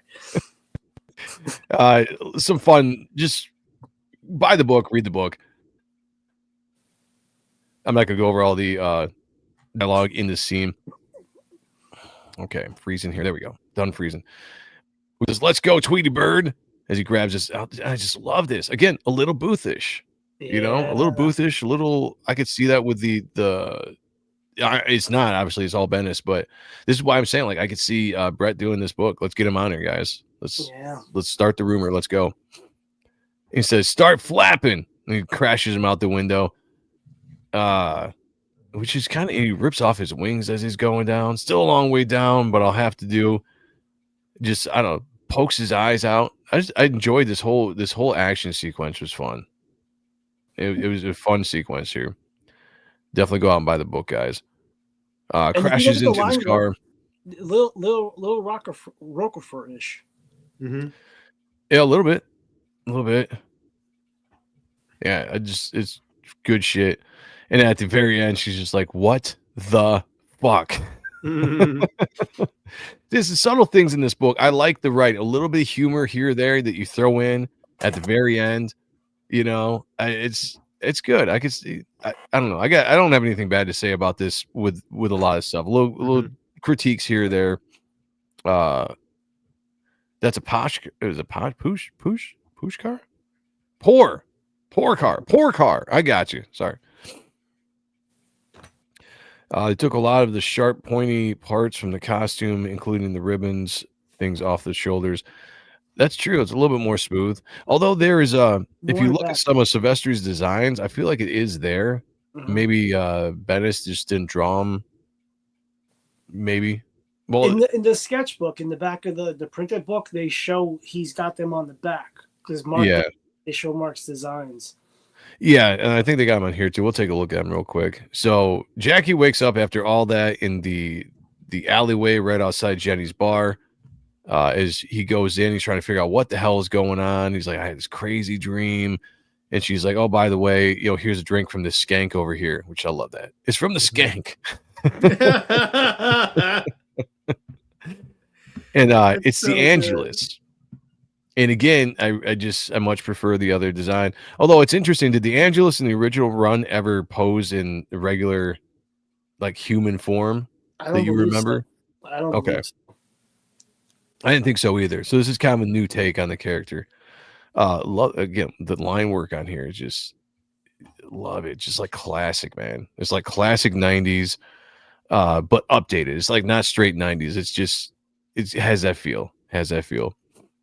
I like that Jackie sees like whatever it is on the wall. He's like, do you see anything odd on the wall? She's like, no. See what I see. So here we go. Talking with Angelus for the first time. She says, hello, Jackie. He's like, how did you know why do I feel like I should be running away from you right now? She's like, wouldn't you rather be fucking me? Damn. Yes. Now that's a pickup line. Yeah. I'd be like, exactly.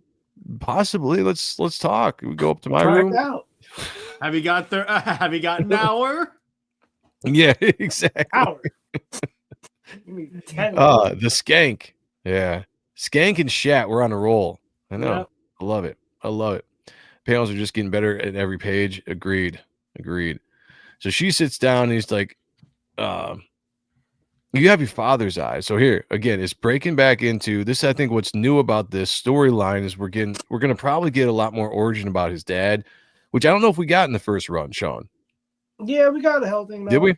Okay. Because I stopped reading after Sylvester left the book. I didn't really collect it much after that. And I didn't really read it before that, to be honest with you. I just looked at the pictures. That Benitez and Weems run was poetry, man. Artistic poetry. Hell yeah. Then we get so aside from taking a much needed shower, what are your plans for today? Then we get the Sansanini guy comes in and says, my suggestion to him would be to stay far away from you. And he sits down. Now, what's interesting about this scene is it's cool to kind of establish what is going on with the sides, right? This war that he's kind of been recruited into, the sides that he's in. And instead of doing it in this kind of like big macho showdown, I like the fact that it's just kind of a little bit quieter in a bar, having some drinks, and you're getting two of the sides kind of almost vying for Jackie's attention. Where the Angelus is going to try to kill him if she can get him away, and you get this other dude, this Sana team guy, trying to say like, hey, this is a way to go, come with me. And they have a really fun discussion back and forth, kind of insulting each other as they go. Just good, I think, character interactions. What do you guys think? Yeah, it's like having the angel and the devil on your shoulder. Yeah, exactly. That's a good way to put it. Yeah. Literally. Will the John Wick cleaning crew be in his apartment disposing bodies? Probably. Yeah, probably. The That would make a lot of sense. Was a key character in the original run. I do like that he has that character of Butcher. Yeah, for sure. After a while, he's like, will you just shut the fuck up? Christ, how long have you two been married? Because they do kind of go back and forth like a old married couple because they've been fighting each other for a long time. And he says, nice fucking names, by the way. You guys meet at a Renaissance fair. Nice. She says, oh, looks like got yourself a feisty one. I hope you have a leash strong enough to hold him. I suppose we'll find out. I look forward to seeing you again, Jenny. Keep the change, as she drops $100 bill there. That was nice of her. Yeah. No tax on tips, you know what I'm saying? Mm-hmm. Shout out to Jenny. And so he kind of just says, what do you mean a leash? He's like, it's not important. Like, that's kind of important. Don't worry about it. It's kind of an important thing. What's important is that she'll kill you, Jackie. She'll kill her too and anyone else that matters to you, but I can help. It's what I do. The man you were is dead. I'm here to make sure that you are the man that stays alive. The Angelus exists only to destroy you. So the next time you see her, I advise that you run like hell. And if you can't run, find the darkness or find yourself a dark spot to hide. My card. Oh, and one thing. If you were to have sex with the Angelus, or any woman for that matter, you'll be dead in an instant. Trust me on this. I know. I'd be like, wait, what? That seems like an important thing. I'd be like, oh, come on. Yeah, like a little bit of clarification on that, if you would, sir. Although I'd have to be like, well, if I have sex with the Angelus, if I'm going to die, is it like the best sex? Mm-hmm. You know, is it worth it? See, these are questions that I would need like answered. You're trying to like get out of it, and you tell the girl, I can't have sex with you because otherwise I'll die because I'm infected with a demon. Michael says, with a cartoony face, Campbell would kick ass drawing Darklings, the Darkness annual drawn by J. Scott Campbell. Let's go. Oh, that would be dope. That'd be cool. I like that. I know these guys are from somewhere. Wait, I know this guy from somewhere. And she says, Jenny says, what I want to know is why that bitch knew my name. Good. You have a name tag. Yeah, right. Do you have one on there? It's pretty self-explanatory. And so he finally gets together. Now, after all this, he's been kind of out of it, and he finds out. I'll just phrase this or sum this all up. The Russians hit Frankie, his uncle Frankie, and his crew really hard. A lot of people died, including. Let's name them off, Sean. Ready? This is the part Sean got to. He's like, I just skipped all over this, and I was like, you know what? I read it because this is like classic 1950s mob names, which I can't even pronounce most of them, but they got Joey Bosco, Vinny and Carmino Abbiati, Willie Two Shoes, and Sal and Jackie. Like that. Oh, you think that's a shout out to Tooch? Oh. Yeah.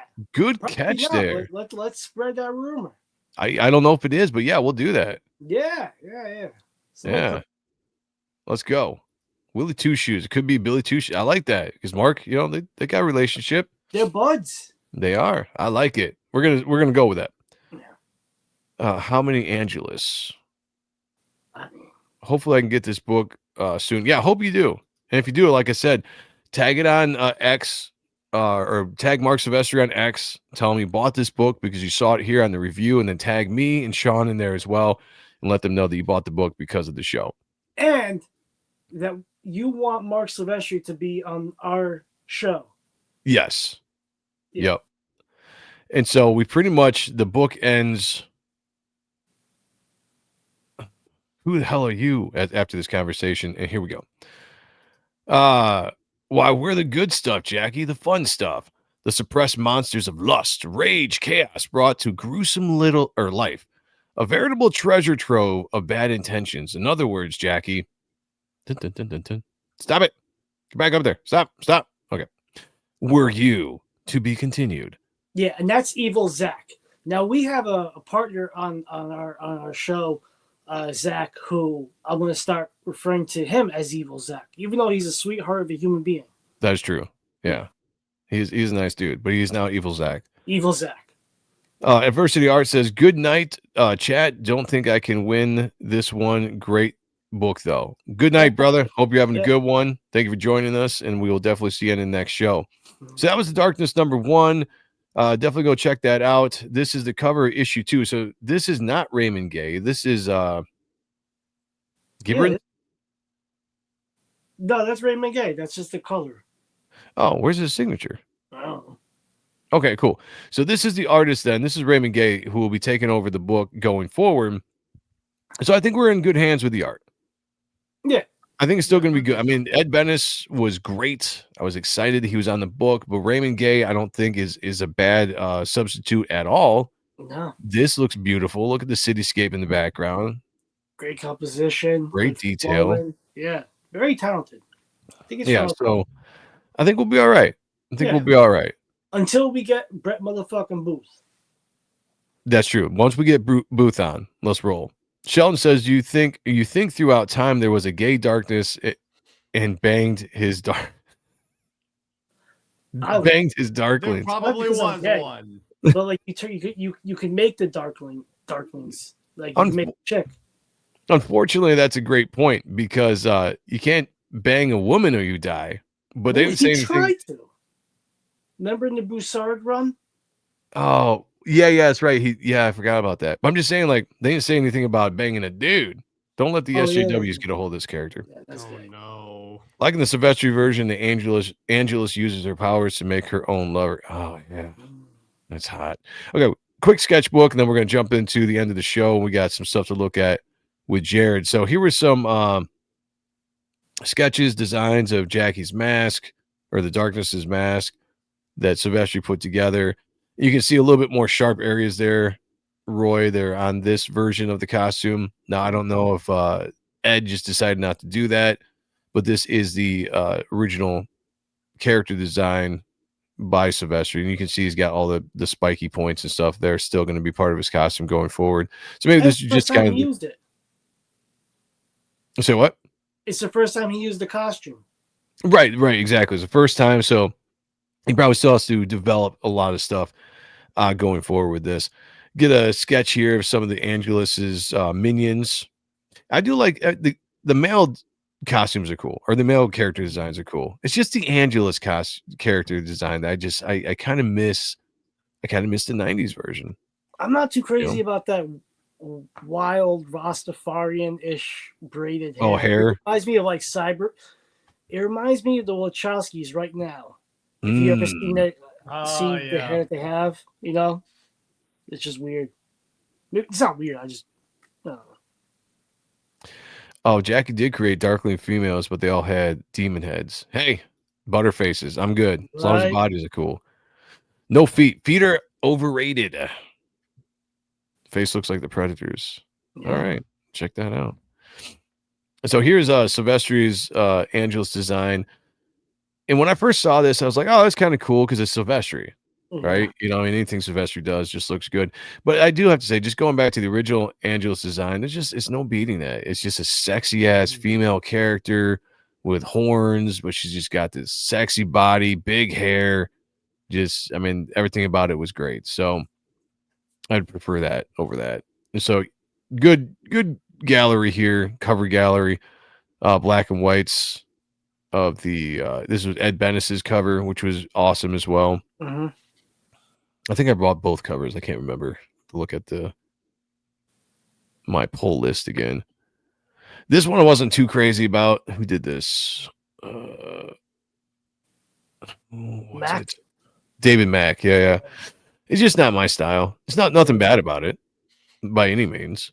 But the cool thing is, like, there's like a gold metallic version of this cover, and I'm with Joe. It's just not for me. Very talented. I respect him. Yada yada yada.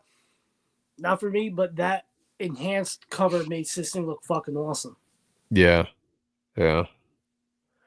So all the different covers that came out, and then Darkness 2 coming out in January. So definitely pick that up.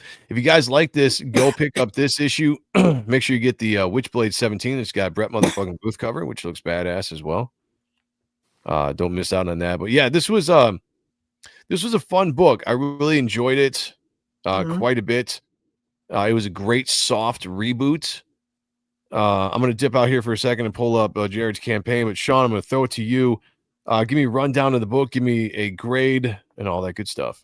Okay, so I love, huge fan of the book. I think it's a great jumping on point for somebody who's never been into the darkness back in the 90s, or somebody younger, newer, upcoming that's getting into comic books or into the series itself. Great jumping on point. We're going along the ride. Beautiful art, good writing, fun, stupid, dumb writing as well, which I like. I don't mean dumb, stupid in bad. I like what I like, so don't at me. I think we're on for a good ride. Raymond Gay is going to be a good addition.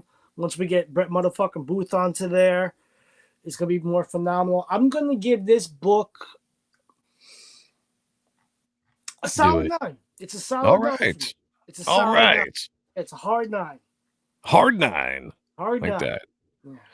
I like that. What about you, Jared? Give me a rundown. What you think of the book? Give me a grade.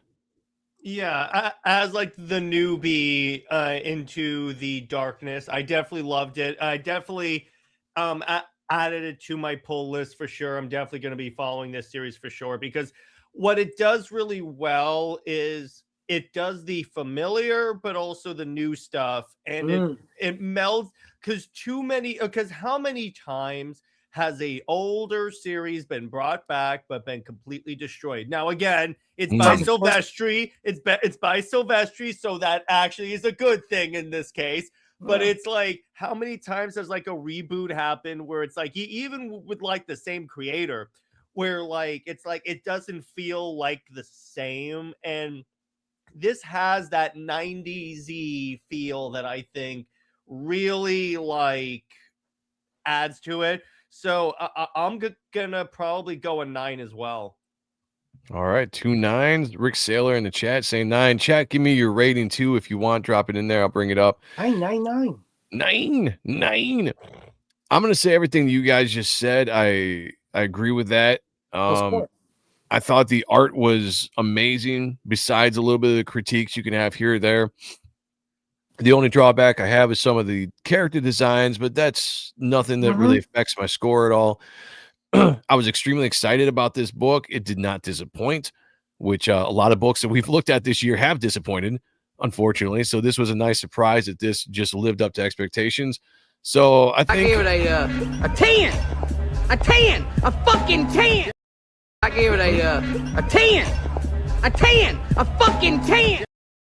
Yeah, I'm giving it a 10. A 10. A fucking 10. I get that with that. Yeah, let's go. KO Joe says 7. Still a good score. Oh. Michael Pritchard is bringing it to the nearest decimal point. Says 8.69. Like your style. Dig it. Cosmic Studios says 8. Good scores, guys. I like that. Better than I thought it would be. Was going to be, says Rick. Cool. All right, let's go. I like this. So I give it the highest score, 10. Then we got 9s. Lowest score we see so far is a 7. Ryan is saying a 9 with the brabap. I like it. Yeah. Hell yeah, guys. No, that was good. I really enjoyed it. Go out and buy this. Let us know if you did. We always like to hear that people have bought books that we've reviewed on the channel. So tag us on X, DM us, whatever. Let us know in the chat in the next show that you pick something up. And then, like we said before, tag Mark Silvestri, tag us in it. Tell him that you bought the book because you saw it on this show, on the review, and tell him to come on the channel. Yeah, we'd love to talk to him. If you like this book, and if you want to get into the older stuff, they're cheap wise. There's a digital route of getting the books, or get the omnibuses, right? The hardcovers. Are hardcovers only for Kickstarter? They come out. I think so. It's just, I think that like the only way to have them signed by Silvestri is to actually do the Kickstarter. Okay. I think. But they have them out in trade format, so you're able to get. I think Volume 3 is going to be Kickstarter sometime this coming year. Yeah, Yeah, two. I 'cause believe Tuesday because Joe. I've got 1 and 2 hardcovers up there of the Yeah. Kickstarter omnibuses. And Yeah, Witchblade Oh, you got as the well. Witchblade one too. Yeah, the Yeah, Witchblade ones. Yep, they're you got all those as three well. of them, done. all signed by Silvestri. Hell yeah. Oh, that was a good run too from Q Cha. That guy, man, he disappeared. I wish that's another guy I wish had a longer comic book career. Rachel Brinkley says, not to be a naysayer, but why was the Darkness redone? Well, let me tell you. I don't know why exactly they were redone, but Sean and I were talking about this today. They needed to redo this. Because Yeah. if you look at Old Top Cow ruled. You had Witchblade, Darkness, Weapon Zero, Cyber Force. I mean, go on and on about the books that they put out through Top Cow. And then they went through a period where Matt Hawkins came in. No shade to Matt Hawkins, but he just didn't have that kind of old feel. And he brought in a lot of titles that were just not, in my opinion, Top Cow titles like Postal. And there was like a lesbian romance comic that they put out. Maybe It like just didn't have Medium Cow. Huh? Medium Cow, not Top Cow. Yeah, it became Medium Cow. Yeah. And I think you had to do something. And I think a lot of people bitched about it for a long time. And I don't know what the exact reason was, but we saw Witchblade rebooted earlier this year, which people have been liking.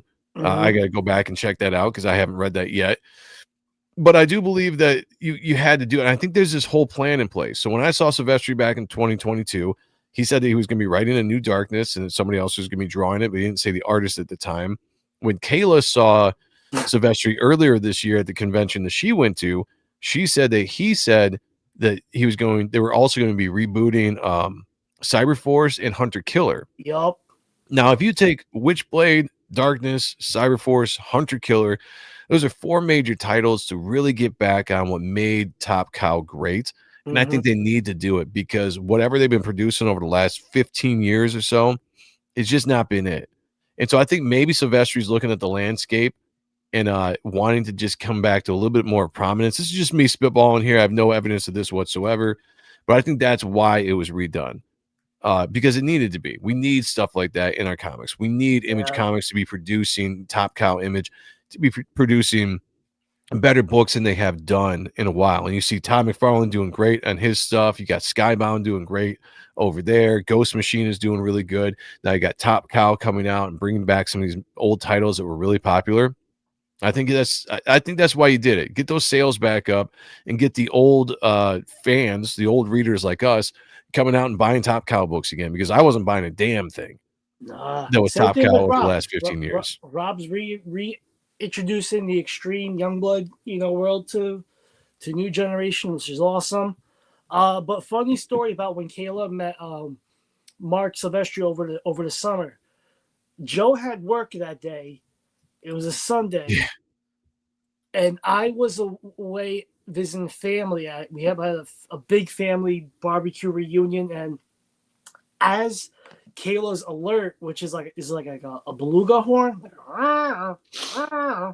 for her alert, I was yakking, like all the tequila I had last night, all of the tacos I had the day before coming out, and she's FaceTiming me with Mark Silvestri, and I must decline. What sucks? It's like, I love your stuff. You're my idol. Yeah. What sucks about that too is like she was going to FaceTime me as well. And I told her, I was like, well, I'm going to be working. And like the last thing I want to do is like pop Silvestri up and like all my work and it's loud in there. And so I told her too, I was like, no, I'd love to, but just no, like if it was a different time, let's do it. And now I kind of kick myself. Like I feel like I should have. But what an impression that would have been. I'm the guy that was puking on FaceTime. Like, he would not be able not to remember me. That's true. That is a good point. All right, let's jump into this real quick. We have Jared on the channel right now. He has a book called Athena, the Goddess of Thunder.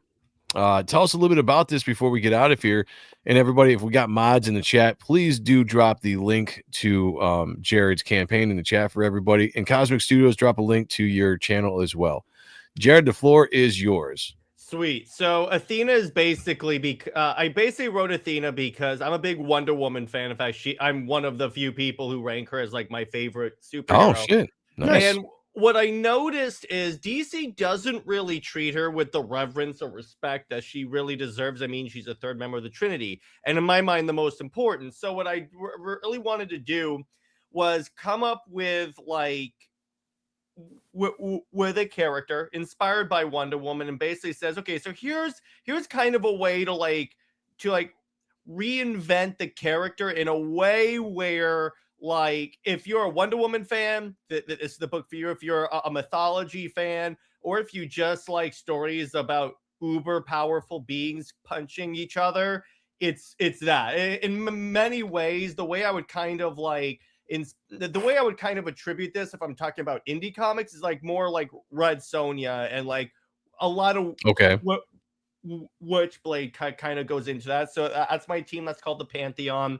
They're like the Defenders of Earth, and they're named after a lot of characters from mythology like Atlas, Hephaestus, Achilles, and Hermes and such. And then as the series goes on, the book is 100% complete as the series goes on, because I know Athena, and that's Athena right there. I know she's not like, I know Athena in terms of mythology is not the goddess of thunder, but what this was representing, because Athena starts off the story as like a princess, a very sheltered princess that doesn't know that much about the world. As she goes on, she will gain the wisdom to, okay, I can use my power to help people. And instead of just using it for my own selfish ends, I could actually be a hero, because she meets these characters that are like gods amongst mortals. And it's like, why don't, so they're doing it to protect people. And then this is going to be the first of a 3-arc story where she becomes a hero, fights a war to retake her home, and then has to like deal with the repercussions of that war. Nice. Well, yeah. Got a couple questions here.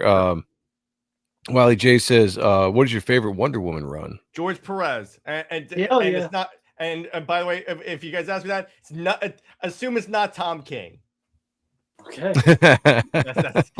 Joe knows, if he follows me on Twitter, that I rant about that man so much. Oh yeah, good old Tom King. Sheldon says, "Are you the artist?" No, the artist is Dawson Riedrich. I met him through like all my podcasting and stuff. And the cool thing about Dawson is that there's an image of a panel, if you scroll down real quick, that I want to show as an example of that. So scroll down. By the way, the lightning page. No, scroll up. Scroll right here, right there. Okay. This is my example, because I put in the script, okay, I want her powers to manifest, but I want to basically have it shown that, okay, so she's having these flashbacks to her past, and that's like when her power really overcharges. So I want to have a mosaic in the back. That's what I get. And the reason why I always highlight this panel is because Dawson and I have the type of relationship where every single time he hands in art, it is exactly to a T, exactly as I like imagined it when I was writing it. Hell yeah. Fuck yeah. That's always nice to have. Yeah, exactly. Rachel says, "Do you have a Medusa character for Athena?" I will eventually. Right. There are more characters that will be introduced later on the series, but yes, I do plan on introducing a Medusa-like character. And basically, because it's like, while most of these characters aren't the same characters from like mythology, one of them is, I think you could probably guess who, but it's like the idea that I really want to do, because I'm a big fan of Greek myth. That's also why I've always been more of a DC fan, and I wanted to marry the two and kind of see how would I really love to see, like, to use a comic book term, an amalgam of it. I like it. I mean, it's kind of what Sean and I do with our stuff as well, because you can create your own mythology that way, but have a familiar take on it. Rachel says she has a cool Medusa design. Nice. Sheldon says, Medusa going to be topless? That is always a good question to ask. I don't know yet. We'll see. I see that there were links dropped in the chat. Thank you guys. Appreciate it. Also, Cosmic Studios dropped a link to his YouTube channel. Guys, if you could do me a favor, very quickly, click on that and give him a like or follow. Give him a follow on his YouTube channel. I want to note real quick the covers. They are actually colored by Dan Kemp. Dan Kemp. Dan motherfucking Kemp. Yeah. I knew him through Dawson, and he agreed to color the covers. Tell us more about Dan Kemp. Because Dan is coloring more about Sean's him book than I do. Dan's my colorist. Oh, really? Yeah. Oh, cool. Yeah, his brother Dave is my colorist. Great guys. Yeah. All right. Sheldon says, I guess. I knew your cover was colored by him because I'm familiar with his palette. I'm like, nice, top tier talent for sure. Yeah, 100%. I dig it. Sheldon says, I guess if she was topless, nobody would look at her eyes. That's is a true, great though. Point. That is That's a great point, Sheldon. Pantless. Oh yeah, I guess that's the one way to get through it. Like, hell yeah, let's go. Let's take a look at the trailer real quick. And everybody, if you guys haven't yet, there is 8 days to go to back this. So follow the link. Boobs, says KO Joe. 100%. Let's go. Let's check this out.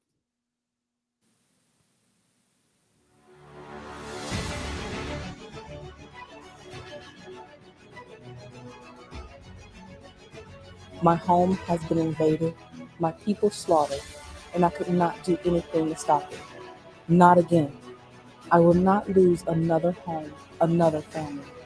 I am Princess Lyra of the planet Sutragon, Athena, the goddess of thunder, and this is my story.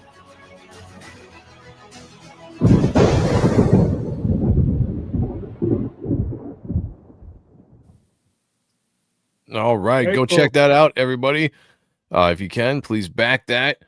Do us a favor. Yeah, boobs, I love it. Definitely go check that out for sure. Looks really good. And you got some really talented people on there, including Dan Kemp. And we always got to give a shout out to because those are our guys right there. Speaking of Dan Kemp, everybody go. I don't have the page pulled up here because my computer's don't stupid. worry. So yeah, Dan's wrapping up the pages now. He had a crazy busy deadline with Todd and some other stuff. So he's busting his ass. He's getting the pages done. We're gonna have it shortly, sooner or later. Kayla and I are working on edits of the book right now, so we're gonna work on that over the weekend and just kind of get the book out as quick as I can for you guys. And thank you for all your patience and your support and making Type 1 an awesome experience. It's looking amazing. On issue 2. Yeah, and I've seen it. I see it all, and it looks great. I can't wait for you guys to read it. Can't wait for it to be done.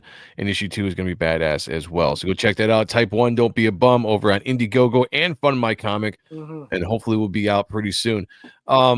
The Second Chance campaign of Reaper Destroyer is available right now still. It's back up because Indiegogo is weird. So if you guys didn't, I'm not promoting it very heavily because I said it was going to be a 30-day thing and then done. So I'm not, I don't want to go back on my word, but it is live still. You guys can go back if you want to. That's true. You go get all the covers if you want. But we are working out a printing issue that I got the covers for, the proofs for, which are right here. Let me show off. A couple of these proofs real quick because I haven't talked much about this yet. The proofs came back and the covers look great. Covers look fantastic. This is the Isaac Bell cover for Reaper Destroyer issue 1. Really love it. Did a fantastic job on this. This was my cover that we redid, which was my favorite cover. It was the first image I ever put out of Reaper Destroyer. Well, the reboot in 2020 when I started advertising them. I wanted to put this on a cover, so we got this back up, put that on a cover, and then the Dale Keown sketch cover came out fantastic looking. Look at that beautiful cover. So anybody that backed that campaign, these are what this is going to look like. Quality stuff. I can't wait for it to get out to you. Unfortunately, when you look in the inside of it, there's a couple pages that are for some reason printed off, and we got to fix that before we actually go to mass printing. So I'm in talks right now with Mixum and the design there to figure out what went wrong there before we actually hit the button and do mass ordering of all those books. So keep an eye out for that. But hopefully we will get that out as soon as that's corrected. We'll put the order in and we'll get it and we'll start fulfilling because the book's already done, ready to go. Yep. $10 from Rick Saylor. He just could not let Christopher Bouchard super chat, motherfucker. win this round. He had to jump in and take that. Although he's still, let me see, top fans. Oh, no, Rick Saylor's top. He's number one now. $10 from Rick Saylor. Thank you, brother. Appreciate it. Member of the channel says, don't be a bum. Back type 1. Thank you. Let's do it. Let me tell you real quick, guys, before we get out of here, I want to bring this up. So what I'm thinking about doing for the runner-up, so the main person is going to get original art. I get the page here somewhere.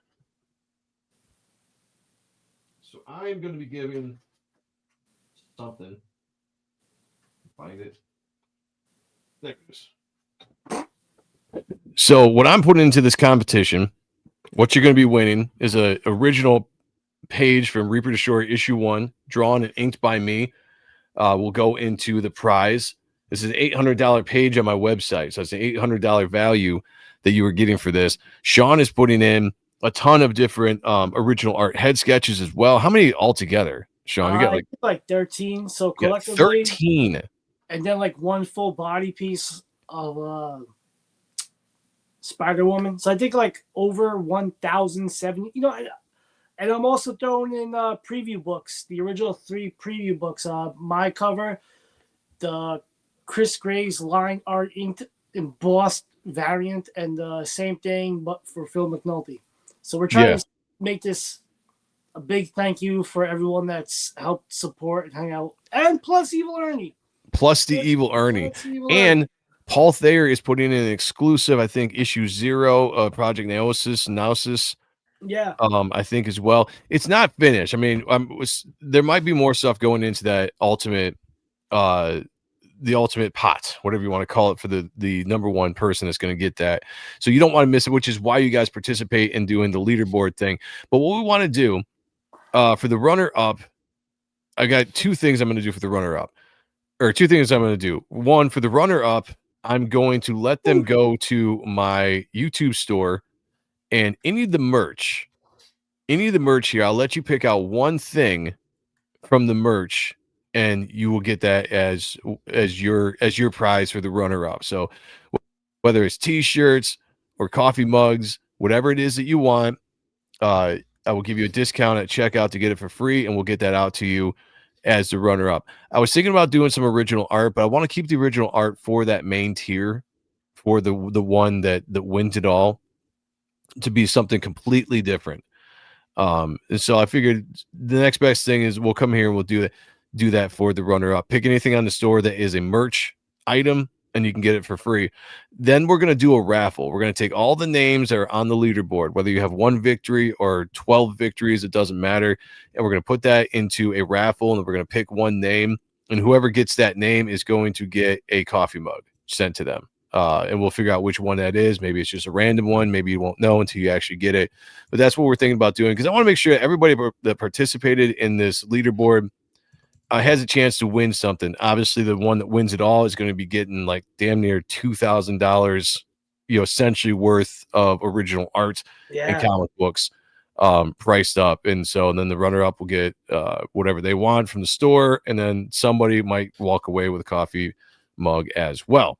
So definitely check that out. That's us giving back to you guys, because we appreciate everything you do for this channel, for the shows, and you guys are great sports with the competition, with super chats and all that stuff. Hell, you guys basically funded me to buy a new computer a few shows ago with giving me, I think, $250 worth of super chats between you guys. So that was amazing. So we're trying to give back as much as we can, and we're going to think about doing something for next year, and we'll have another yearly competition and make it really big as well. I want to kind of do this as we go, but this is the first time we're doing it. Rick Saylor says the real winner is the person who goes to the Superior Press store and gets some dope merch with super fast shipping.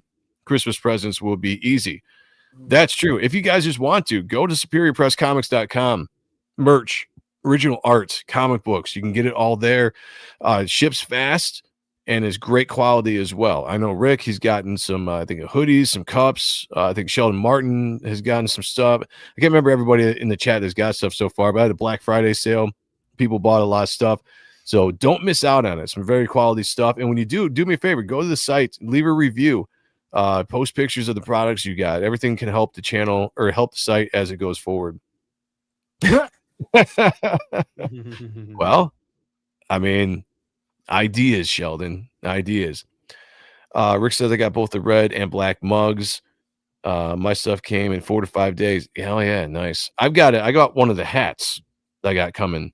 I don't have an inventory here, so I'd get my own hat, but it's gonna be coming here, and I'm interested to see how that's gonna be. So, all right, everybody, thank you for joining us. Jared, thank you for coming on and talking about the Darkness #1.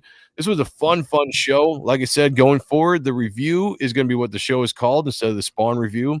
And this is episode 53, but the first episode of the review going forward. So we will be back next Thursday with Ott and stuff, and then the Thursday after that will be another episode of the review as we get going. Find a show out there to stream. I don't know who's streaming right now, but definitely do that. Hit the like button, subscribe, share this out. If you get a chance, hit that hype button if you see it down below. Hype the channel out, hype the show out, and then we'll see you next time. I might be doing a Ronan Joe show on Sunday. I don't know quite yet. I'll keep you notified on that. But until then, everybody, be good to each other. Take care of one another. Wait. I almost forgot. Rick Saylor picked up his 12th victory.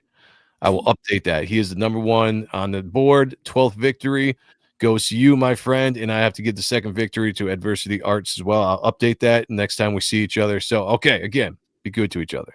Take care of one another. And as always, picture me naked. Talk to y'all later. Peace.